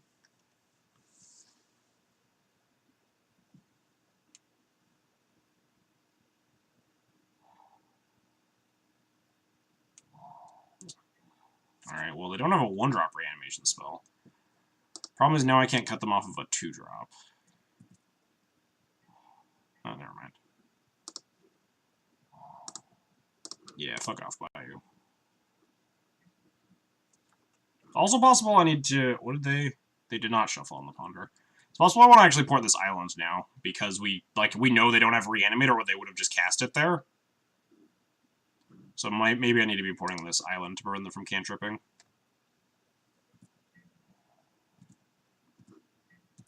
I think I will.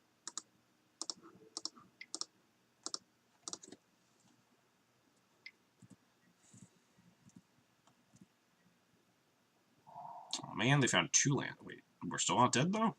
I'm very confused.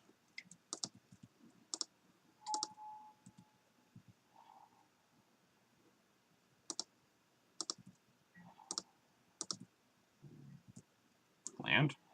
Nice.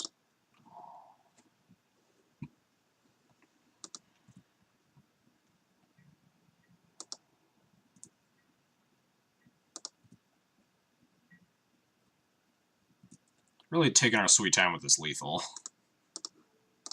We were just giving my opponent all the time in the world to find something to kill me with.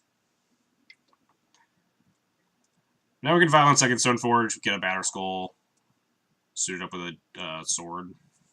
I want to just have stone nothing. What are their 5 cards in their hand?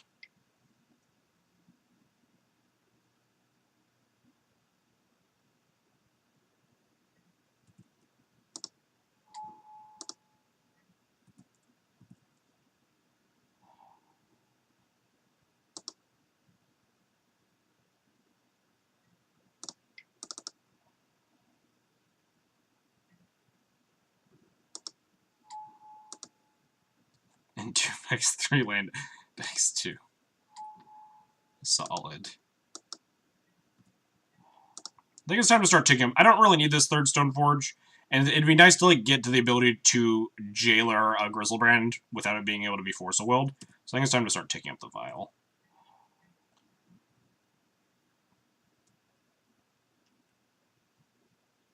It's also probably time to just keep Wastelanding them. Attack them for 5. Put in Sword. Maybe it's right to just jam with the Sword. Because they just haven't been doing anything.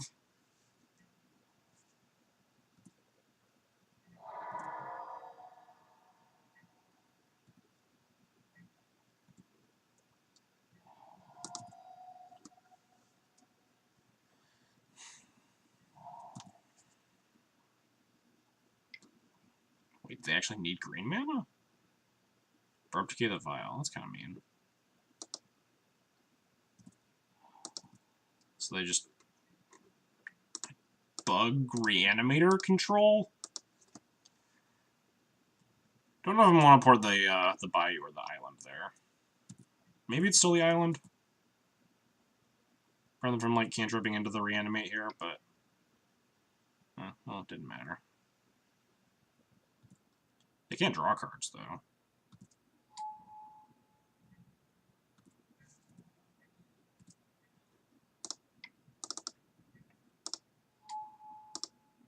Caracas.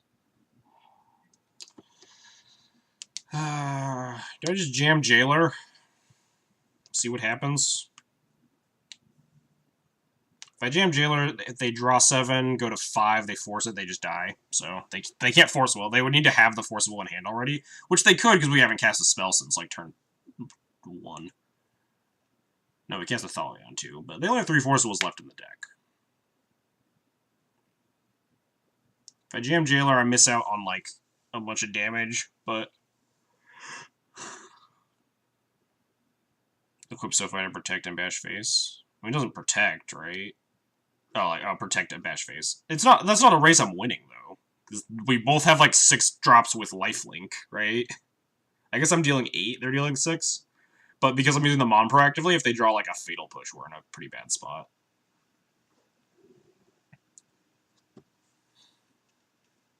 I could put them to 4 and draw a card, though. And they attack me, they go to 10. But then we have 4, 5, 6, 7, 8, 9. We would technically be presenting lethal on the back. But our Mom would be tapped.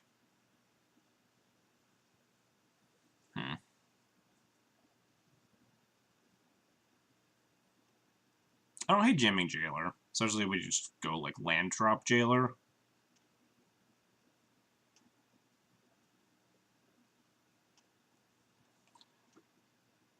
They would need to just have a Force of Will. Let's go for it.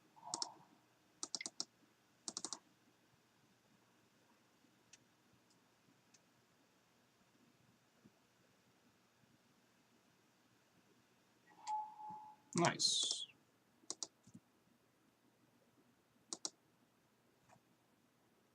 I will take this Grizzlebrand, thank you.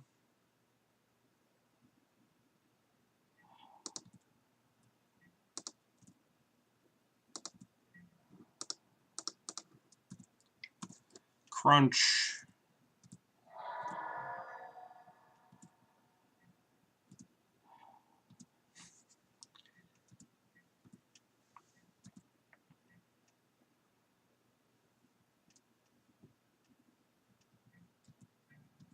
Alright, seems like they're dead.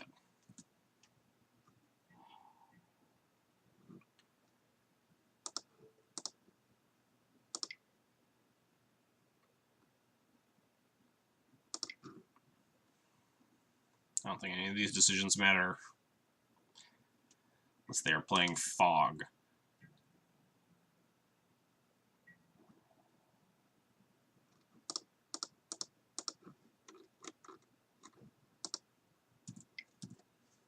Horror 4 combat, it's just like they're dead. Yeah. There's not an actual card I could think of that actually gets them out of that.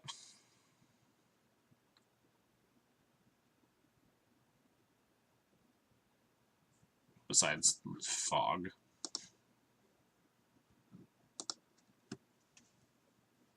Anyway, so Bug Reanimator, but it already has like it pre-boarded Abrupt Decays and a Snapcaster Mage, so I'm inclined to think it's more control-oriented. Because I definitely played against Blue-Black Reanimator control before. It was definitely still weird.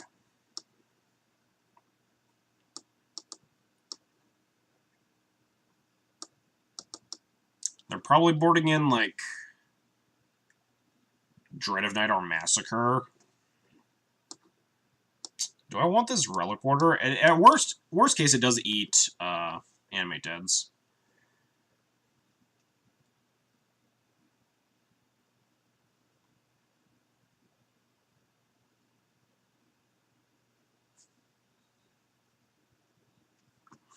Don't overboard. I'm just like boarding as if they're a Reanimator deck, because I think that's the only part that I'm scared of, right?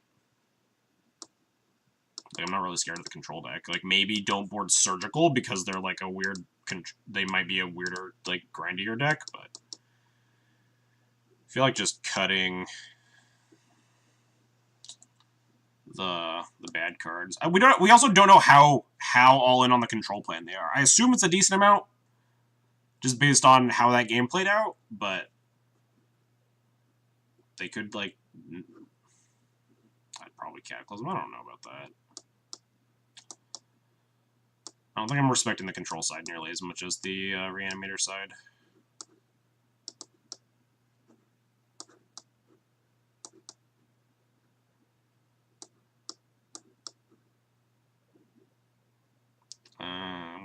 Cut.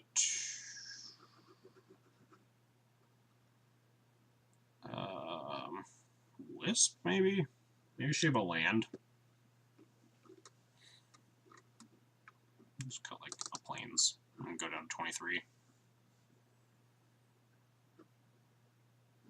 And Wisp. Let's go like that. Let's figure it out. We got game 2 to figure out exactly what the heck they're doing over there. We don't know how many, if we're gonna get like Snapcaster Mage Baleful Strixed or whatever. Man, do I keep this? Seems kind of greedy on the draw against like what is probably a Thoughtseize deck.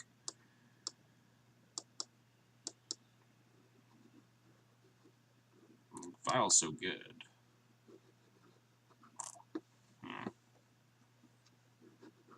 On the draw. You know, let's keep it. This hand is pretty good against the Reanimator side. Pretty bad against the control side. Alright, not getting Thoughtseized. I like that. Hopefully not getting this Vial countered.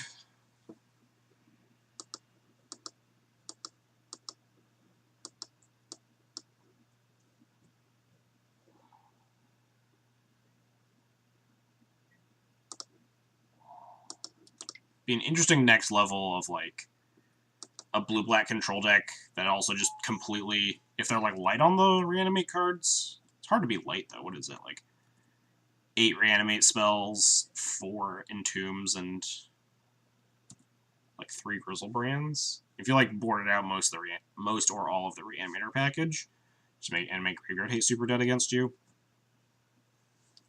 or at least creature removal. Oh, they didn't brick. Never lucky.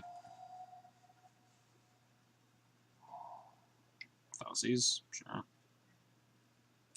I have nothing to hide. And if they replicate my Vial, I have a lot to hide. But would be surprised at Thalia, or like even like Path. Plow's a lot worse against Grizzlebrand. But if they're not on that plan, I would see probably like Mom or Thalia.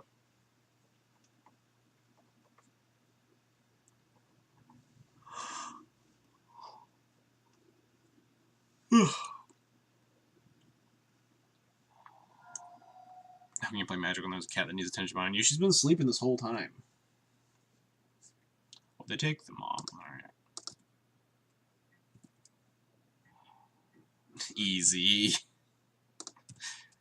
Never didn't have it.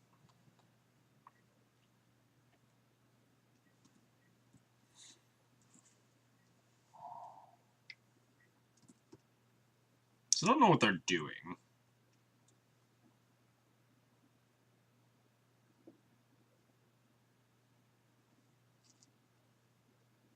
They're just casting a bunch of cantrips. They Thoughtseized me.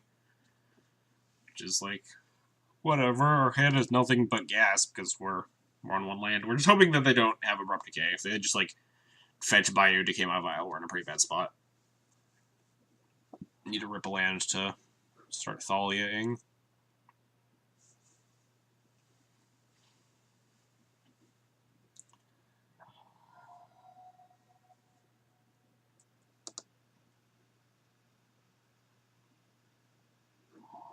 Oh no. This is what I didn't want to have happen.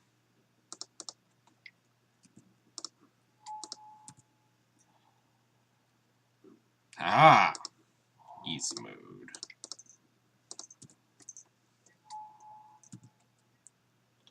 That is a tragedy. Cats are great. But obviously, if you're allergic to them, they're a lot less great. So what are we doing over there, opponent? Are we, like, Dread Knighting me? Edict. Goodbye, Mom.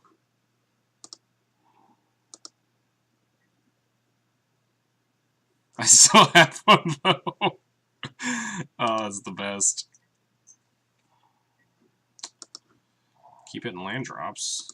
Let's do some wastelanding. Stone forging for Batterskull, I guess.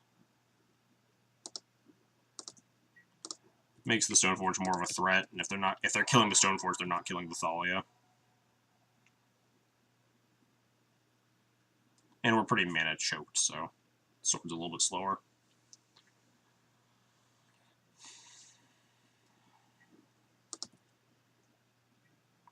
It seems to be going well.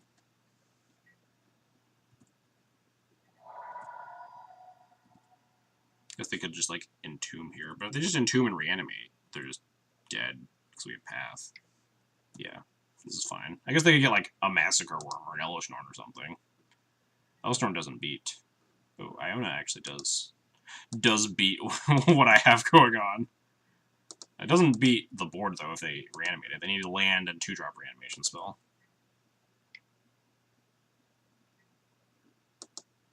The old Strix, sure.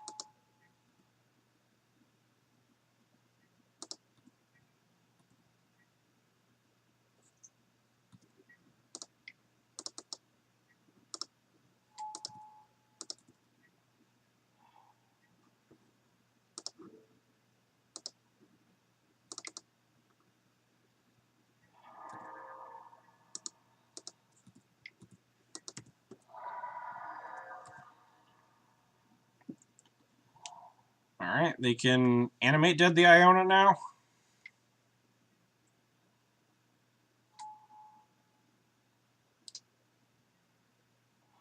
But now we have Vile. We can attack them down to 2, but probably not a good plan.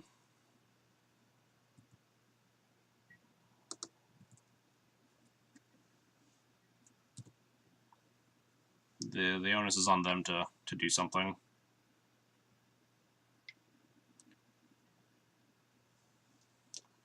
Take the Vile up to 3, Flicker Wisp, lethal, or draw one of our 3 Caracas. Or just, like, Vile and more threats. Then go to attack. I thought about attacking, definitely. Trading Germ for putting them to 2 is definitely not nothing.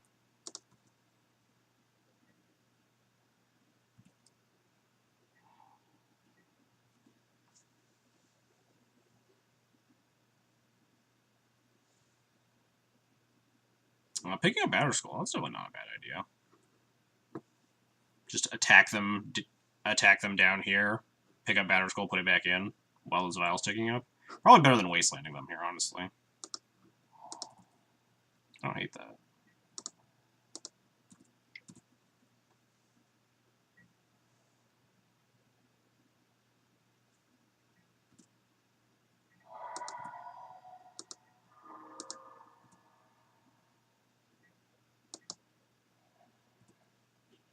I mean, it shouldn't really matter, because by the time we're doing that, the Vile's on 3 and they should die, but... They could also answer this Vile if they have, like, Abrupt Decay.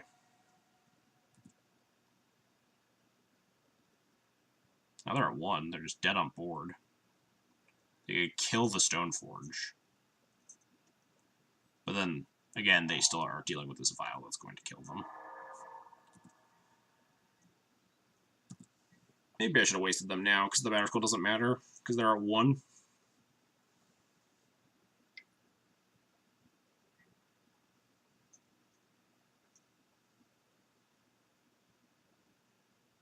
That's fine, right? We can even Violent a Thalia for not lethal, because they get to... I know it is lethal, because we pick up this Batterskull.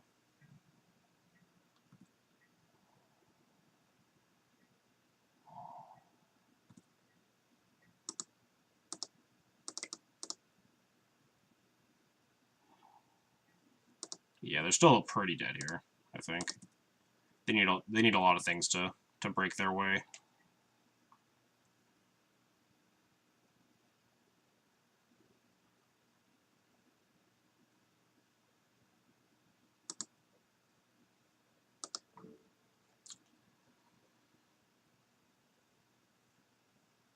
Just wasteland this and pass. Violent Thalia after they use their Liliana. Yeah, we have lethal a lot of different ways. But yeah, I think the waste was probably right, actually, after they fetched. Going to 1 is pretty big. I mean, they're still dead, but they tried at least.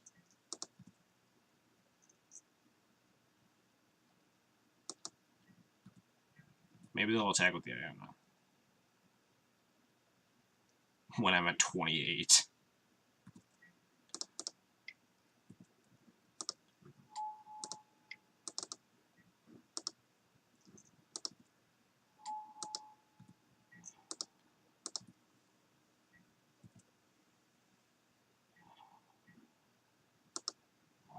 So just flicker out. Is this any permanent that I target? Man, they get to draw a card after I flicker their animate dead. Not that it matters, because they're at 1 life. And we get to, like, path them. They have to kill 2 things with 1 mana through Athalia. But they get to draw some cards first.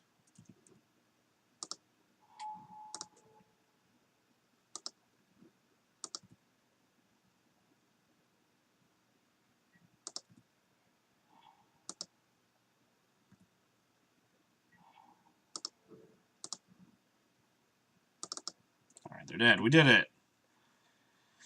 Marginal value strategy in wrong colors, too many dead cards, undermine what they're trying to value to. Yeah, I never really liked these, like, it's cute, but I never really liked the control reanimator style decks.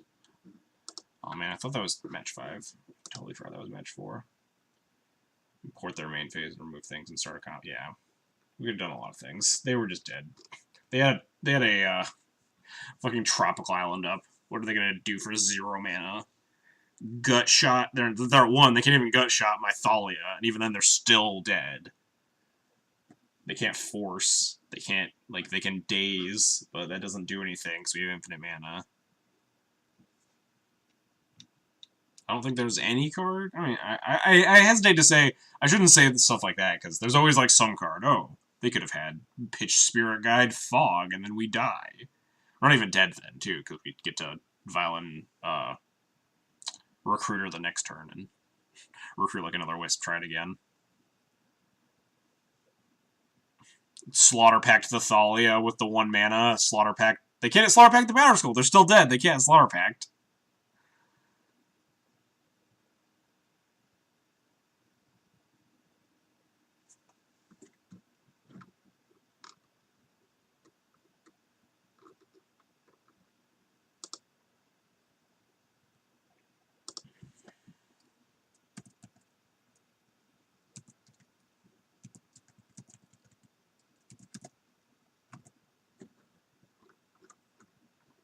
Alright.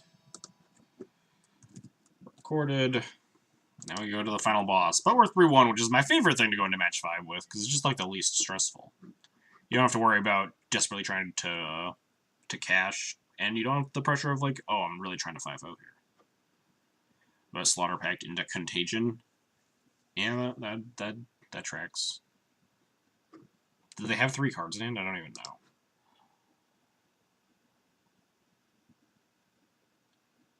Just because there's no card they could have had doesn't mean you shouldn't play around it. I don't think that's true. I think if they're literally dead, I don't need to, like, make them more dead. I don't need to, like, jump through a bunch of unnecessary hoops.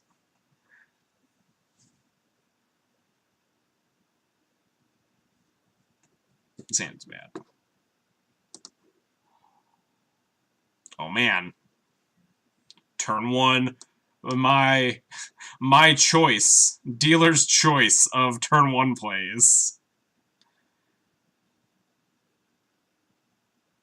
Oh yeah, they do get, like, 2 Leovold triggers, because we were, like, pathing all theirs. Just, like, flickering and pathing a bunch of stuff.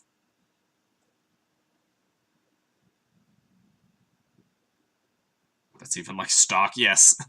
The good old Nourishing Shoal World Spine Worm tech.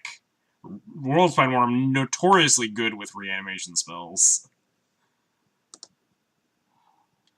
Tomb GT. Oh man, far on the draw. This file's actually good. On the play, I definitely need to bottom it. I think it's just Ballista Go? Ballista Go is the best in the blind.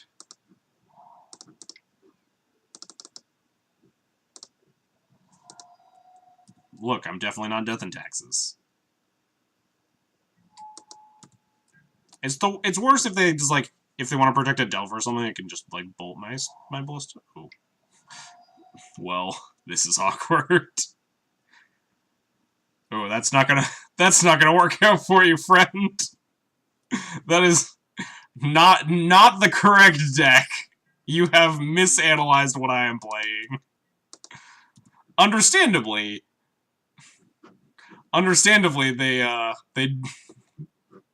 they thought we were like Eldrazi.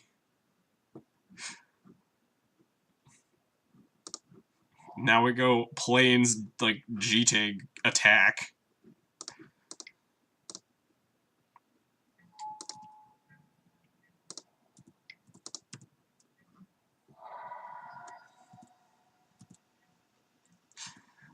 They... They just don't have any follow-up. They just like, oh, Blood Moon is like, how is Eldrazi ever beat just this turn 1 Blood Moon? Oh, this is amazing.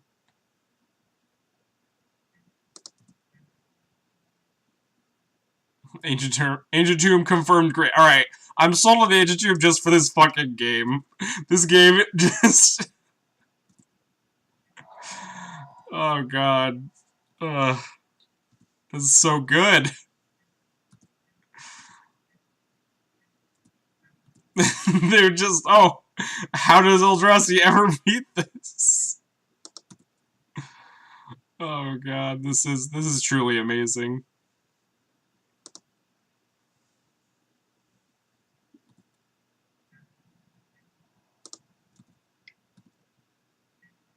What's the Blessed Lands for? Yeah, mostly True Name decks and decent against depths. Although Path is also fine against depths, so mostly True Name Nemesis. Let's start killing them.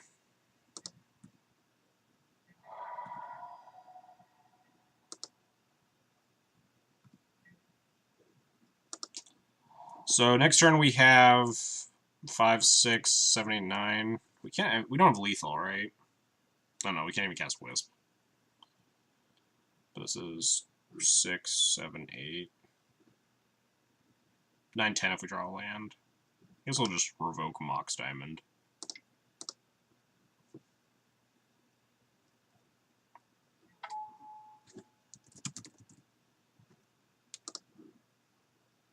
Oh no, not Mox Diamond, Chrome Mox.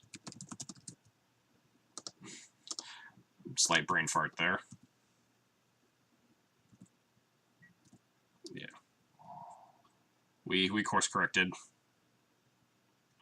It does beat Safekeeper, but it's also 2 mana, so sometimes it like you can't cast it. There's upside and there's downside. Oh man. Opponent counterplaying my counterplay.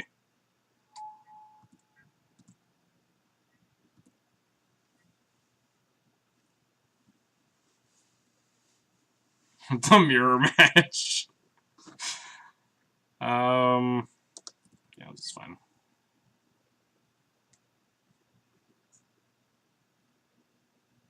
If I downtick on the Ballista, Cat, what are you doing? Nope. Oh god, stop stabbing me. This is really bad. Don't walk like that.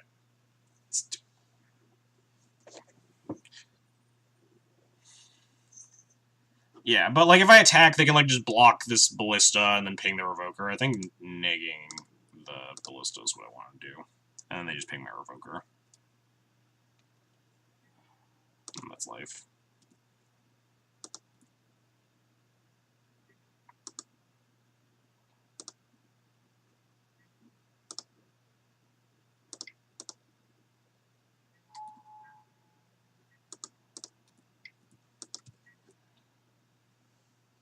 XJ stab indeed. The cat loves to just dig her claws in when his cat emotes. I should just do cat emotes for the tier 2 and tier 3 sub. It's just like my cats. I could just do the Franker face Z. Franker Z emotes as well. I don't know how to do those though. That's complicated shit. Alright, so I guess I'm supposed to just red prison with ballistas. Could be like the slightly more artifact heavy version. Like Karn. I don't think that changes my sideboard plan significantly though. I think it's still just bring in this pile. It'd be fun to do some like just for fun emotes. Since obviously partner is quite the distance away. Bring in Chalice, fight fire with fire. I mean, maybe if we just like go Ancient Tomb Chalice on one next game, they'll be like, oh, they're Eldrazi Stompy, and they'll just turn 1 Blood Moon me again. I don't think that bluff works as well in the post-board games. What did I do last time? Cut all the moms. Cut Cleric and then 2 Thalias. I don't think we can bluff anything anymore, right? We played a Revoker and a Thalia. We're pretty much guaranteed death and taxes.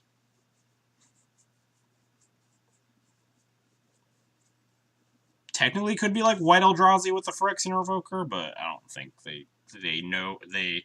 I think I would A, assume it was other taxes, and B, I don't think the sideboarding decisions change a lot regardless. Something like that. That was really funny though. Ancient Tomb, Ballista, go. Opponent goes Ancient Tomb, Pitch Spirit Guide, Blood Moon you. We just go planes, cast our spells, and they've locked themselves onto 1 mana. Yeah, White Eldrazi plays Thalia. It's less likely that White Eldrazi has like the Revoker. This hand sucks a lot.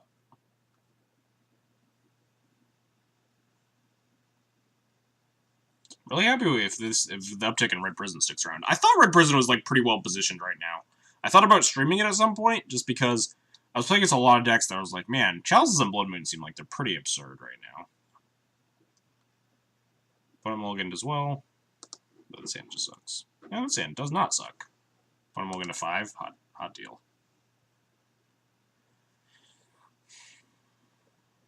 Put a mulligan to 4. Alright, we did it, chat. Well, let's just top that. Opponent's on a mull to 4. I think we can mana deny them.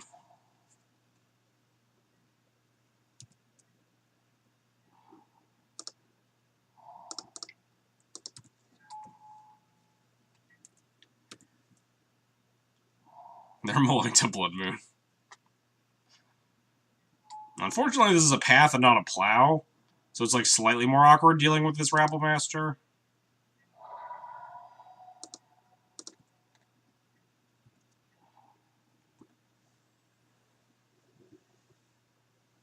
I could also just like cast Phyrexian Revoker, but then I'm just getting beat down by goblins. I probably just need to path this Rabble. I don't really want to wasteland this city though.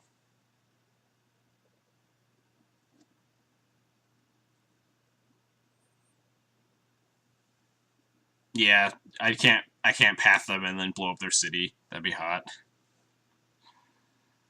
Cataclysm is great against their Planeswalker draws, Yaz. It just, like, it's so hard for them to recover from a Cataclysm, and we have so many ways to beat a Goblin Rabble Master. Just, like, putting creatures in front of it and stuff. Just make a Stoneforge. That doesn't suck. Just, like, Stoneforge for Batterskull. Make them answer it. And then we have Path next turn. We take a hefty chunk, but their leftovers is just 2 Goblins, which we can probably beat. Let's go greedy. Why not? Only run 25 creatures. Only 25? That's a lot of creatures. And we also have, like, 4 plows and path. They only have, like, 8 to 10 Rabble Masters. We have, like, 30 ways to deal with them.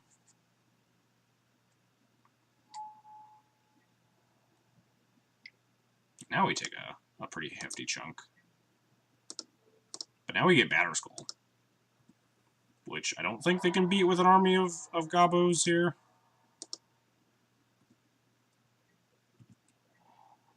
Oh, and we drew Plow. Oh, no, we can't Plow and Batterskull, though, so.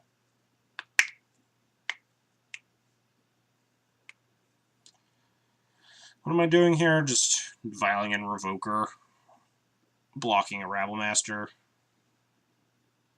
We could draw 28. That is true. We could draw 28 times before hitting a creature. You are not incorrect in that assessment. I guess we just wasteland this city. They're not playing another land.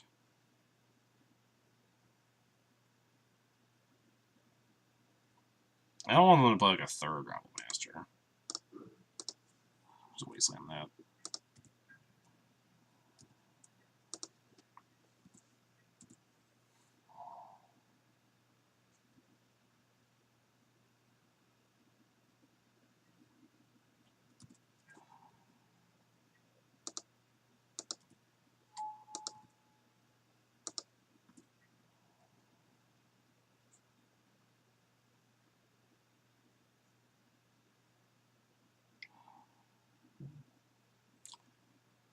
Alright, so we just, like, eat both the Rabbles here.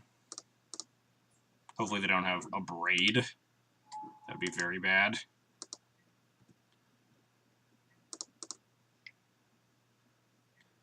What's a good meme name with this Strike Serve over here? Is there like suicidal charge? Oh, that's good enough.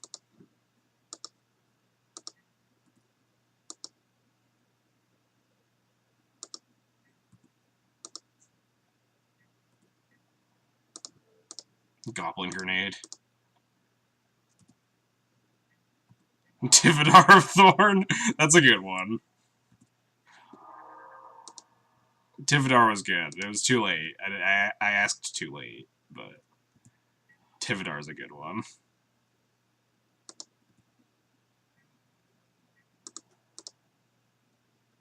Oh, wait, hang on. Don't attack with Stoneforge.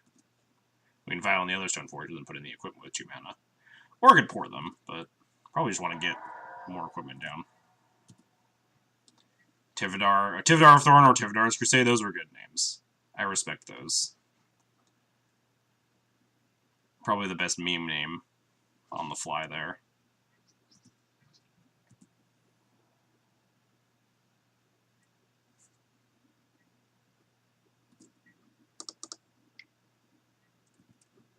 We'll just put him on a two-turn clock. Grab sword. Put in sword. Goblin War Striker, Goblin. Yeah, there were some good names. Beat down a clock.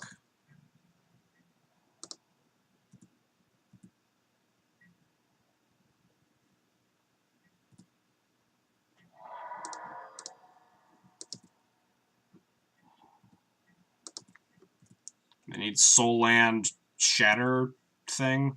Fire Confluence to do anything? Or like Land Spirit Guide Confluence. I thought about Goblin Kaboomist.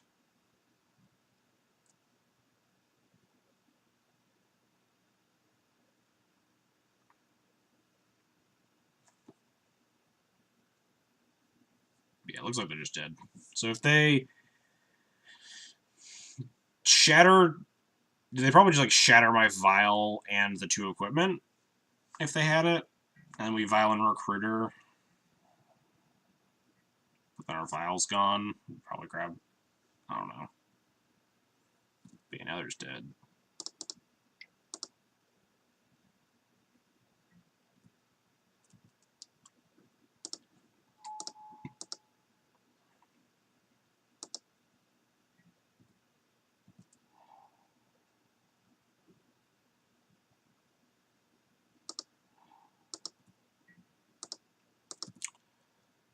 Alright, this should just be lethal.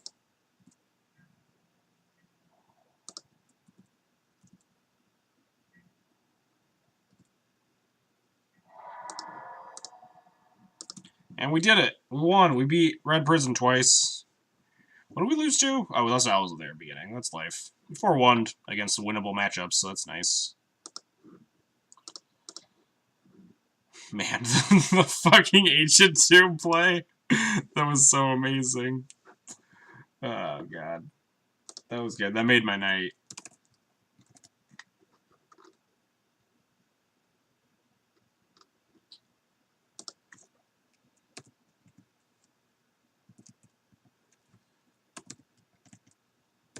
Red Prison matchup continues to be very good.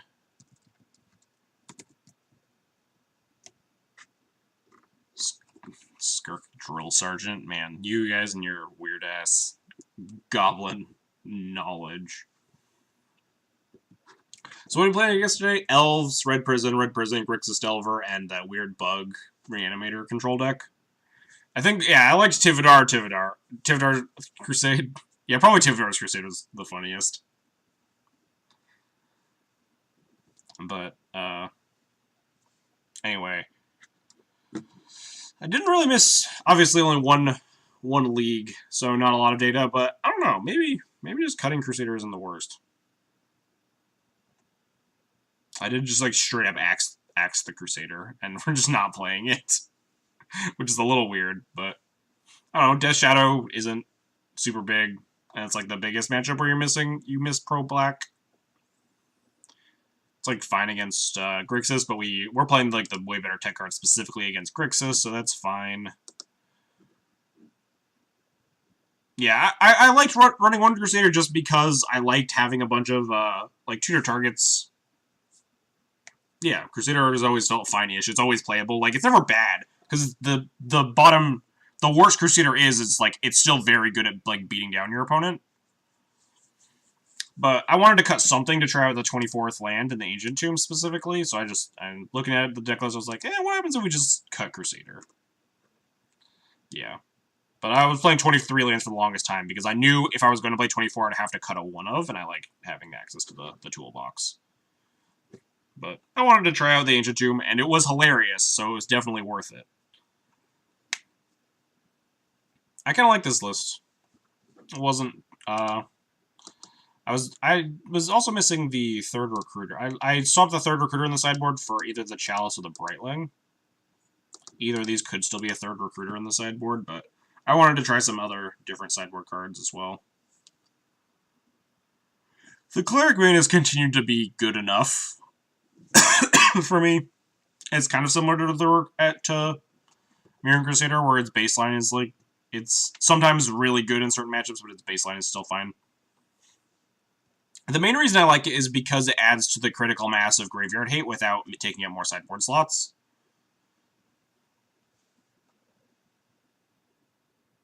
You're inching toward the closer to my list. I'll never let you live it down if you end up on my list. I wanted to try the Ancient Tomb. I'm definitely not sold on it yet. Vegetable Fifth Flyer is important sometimes. It is relevant. That one time we played against Turbo Depths, and they decayed my Vial, but we had 2 mana, and we had a Mom in play, so we reviled in Recruiter in response, recruited Remorseful Cleric, and blocked Merit-Lage. Though it was very relevant exactly that time. But I think I like Remorseful Cleric more than Seraph Avenger. As much as I like the Seraph Avenger art.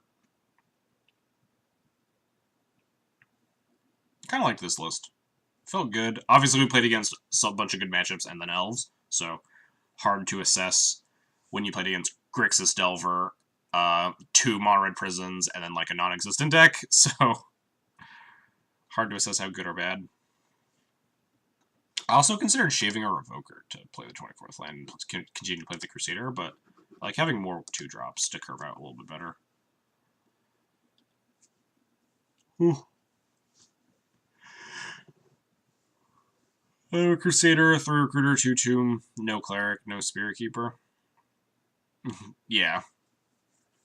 I also want to mess around with like a more Tomb-heavy list. I want to play just like, I want to play an almost Stompy list that's just like playing Chalices and more, and like just 4 Tombs and maybe like a City or something, and more 2 and a white cards, like play like Thalia Heretic Cathar or Rinwing Mare or something.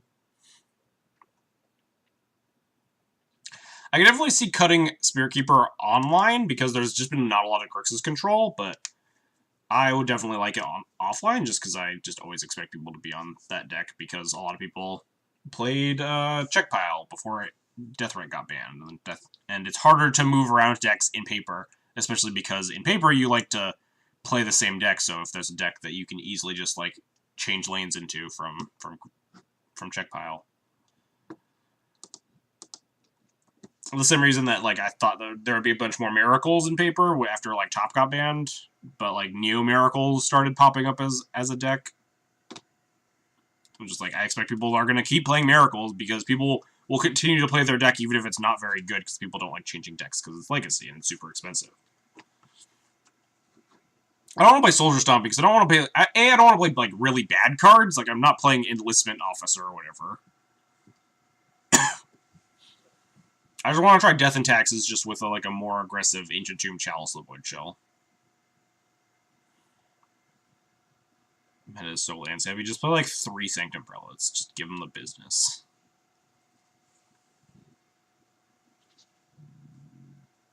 But anyway, I'll probably be trying this list out going forward. I don't know if it's this week or like next week or something. I want to sneak in a White Eldrazi stream. But I also streamed White Steel yesterday, which felt like bad White Eldrazi.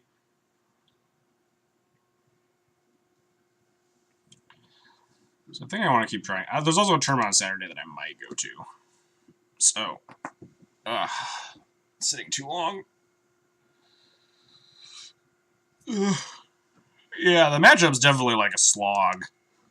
I've definitely gone to time in the lands matchup before. That was my own fault, though. I like punted game 2. Anyway, who's been in Legacy? Me, some guy named The Whole Peter, and Brad Berigmos Enraged playing Slow Dutch. What's The Whole Peter playing? His title is just Legacy League.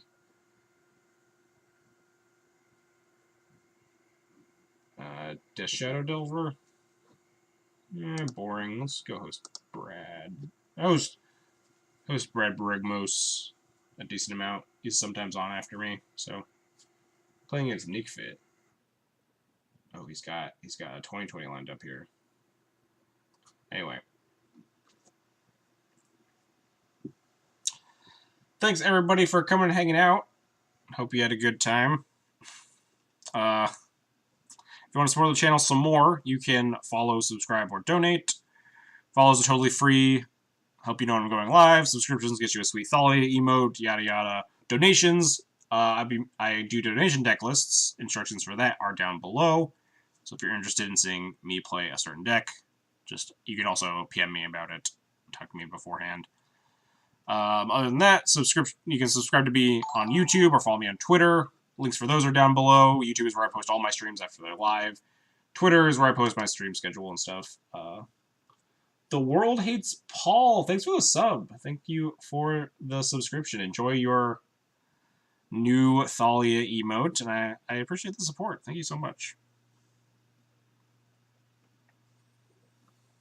What was I saying? YouTube, Twitter. I think that's it. Shoutouts to Cardboard Live. Shoutouts to Card Hoarder for being great. I'm tired. I'm going to sleep. And we're going to host Brad Berigmos. So I'll be on tomorrow, same time. Should be, unless something happens. I'm probably playing this deck again. This 75 or something close to it. Will you play Vanifair if I don't donate? Probably not anytime soon. I might eventually, but definitely not anytime soon.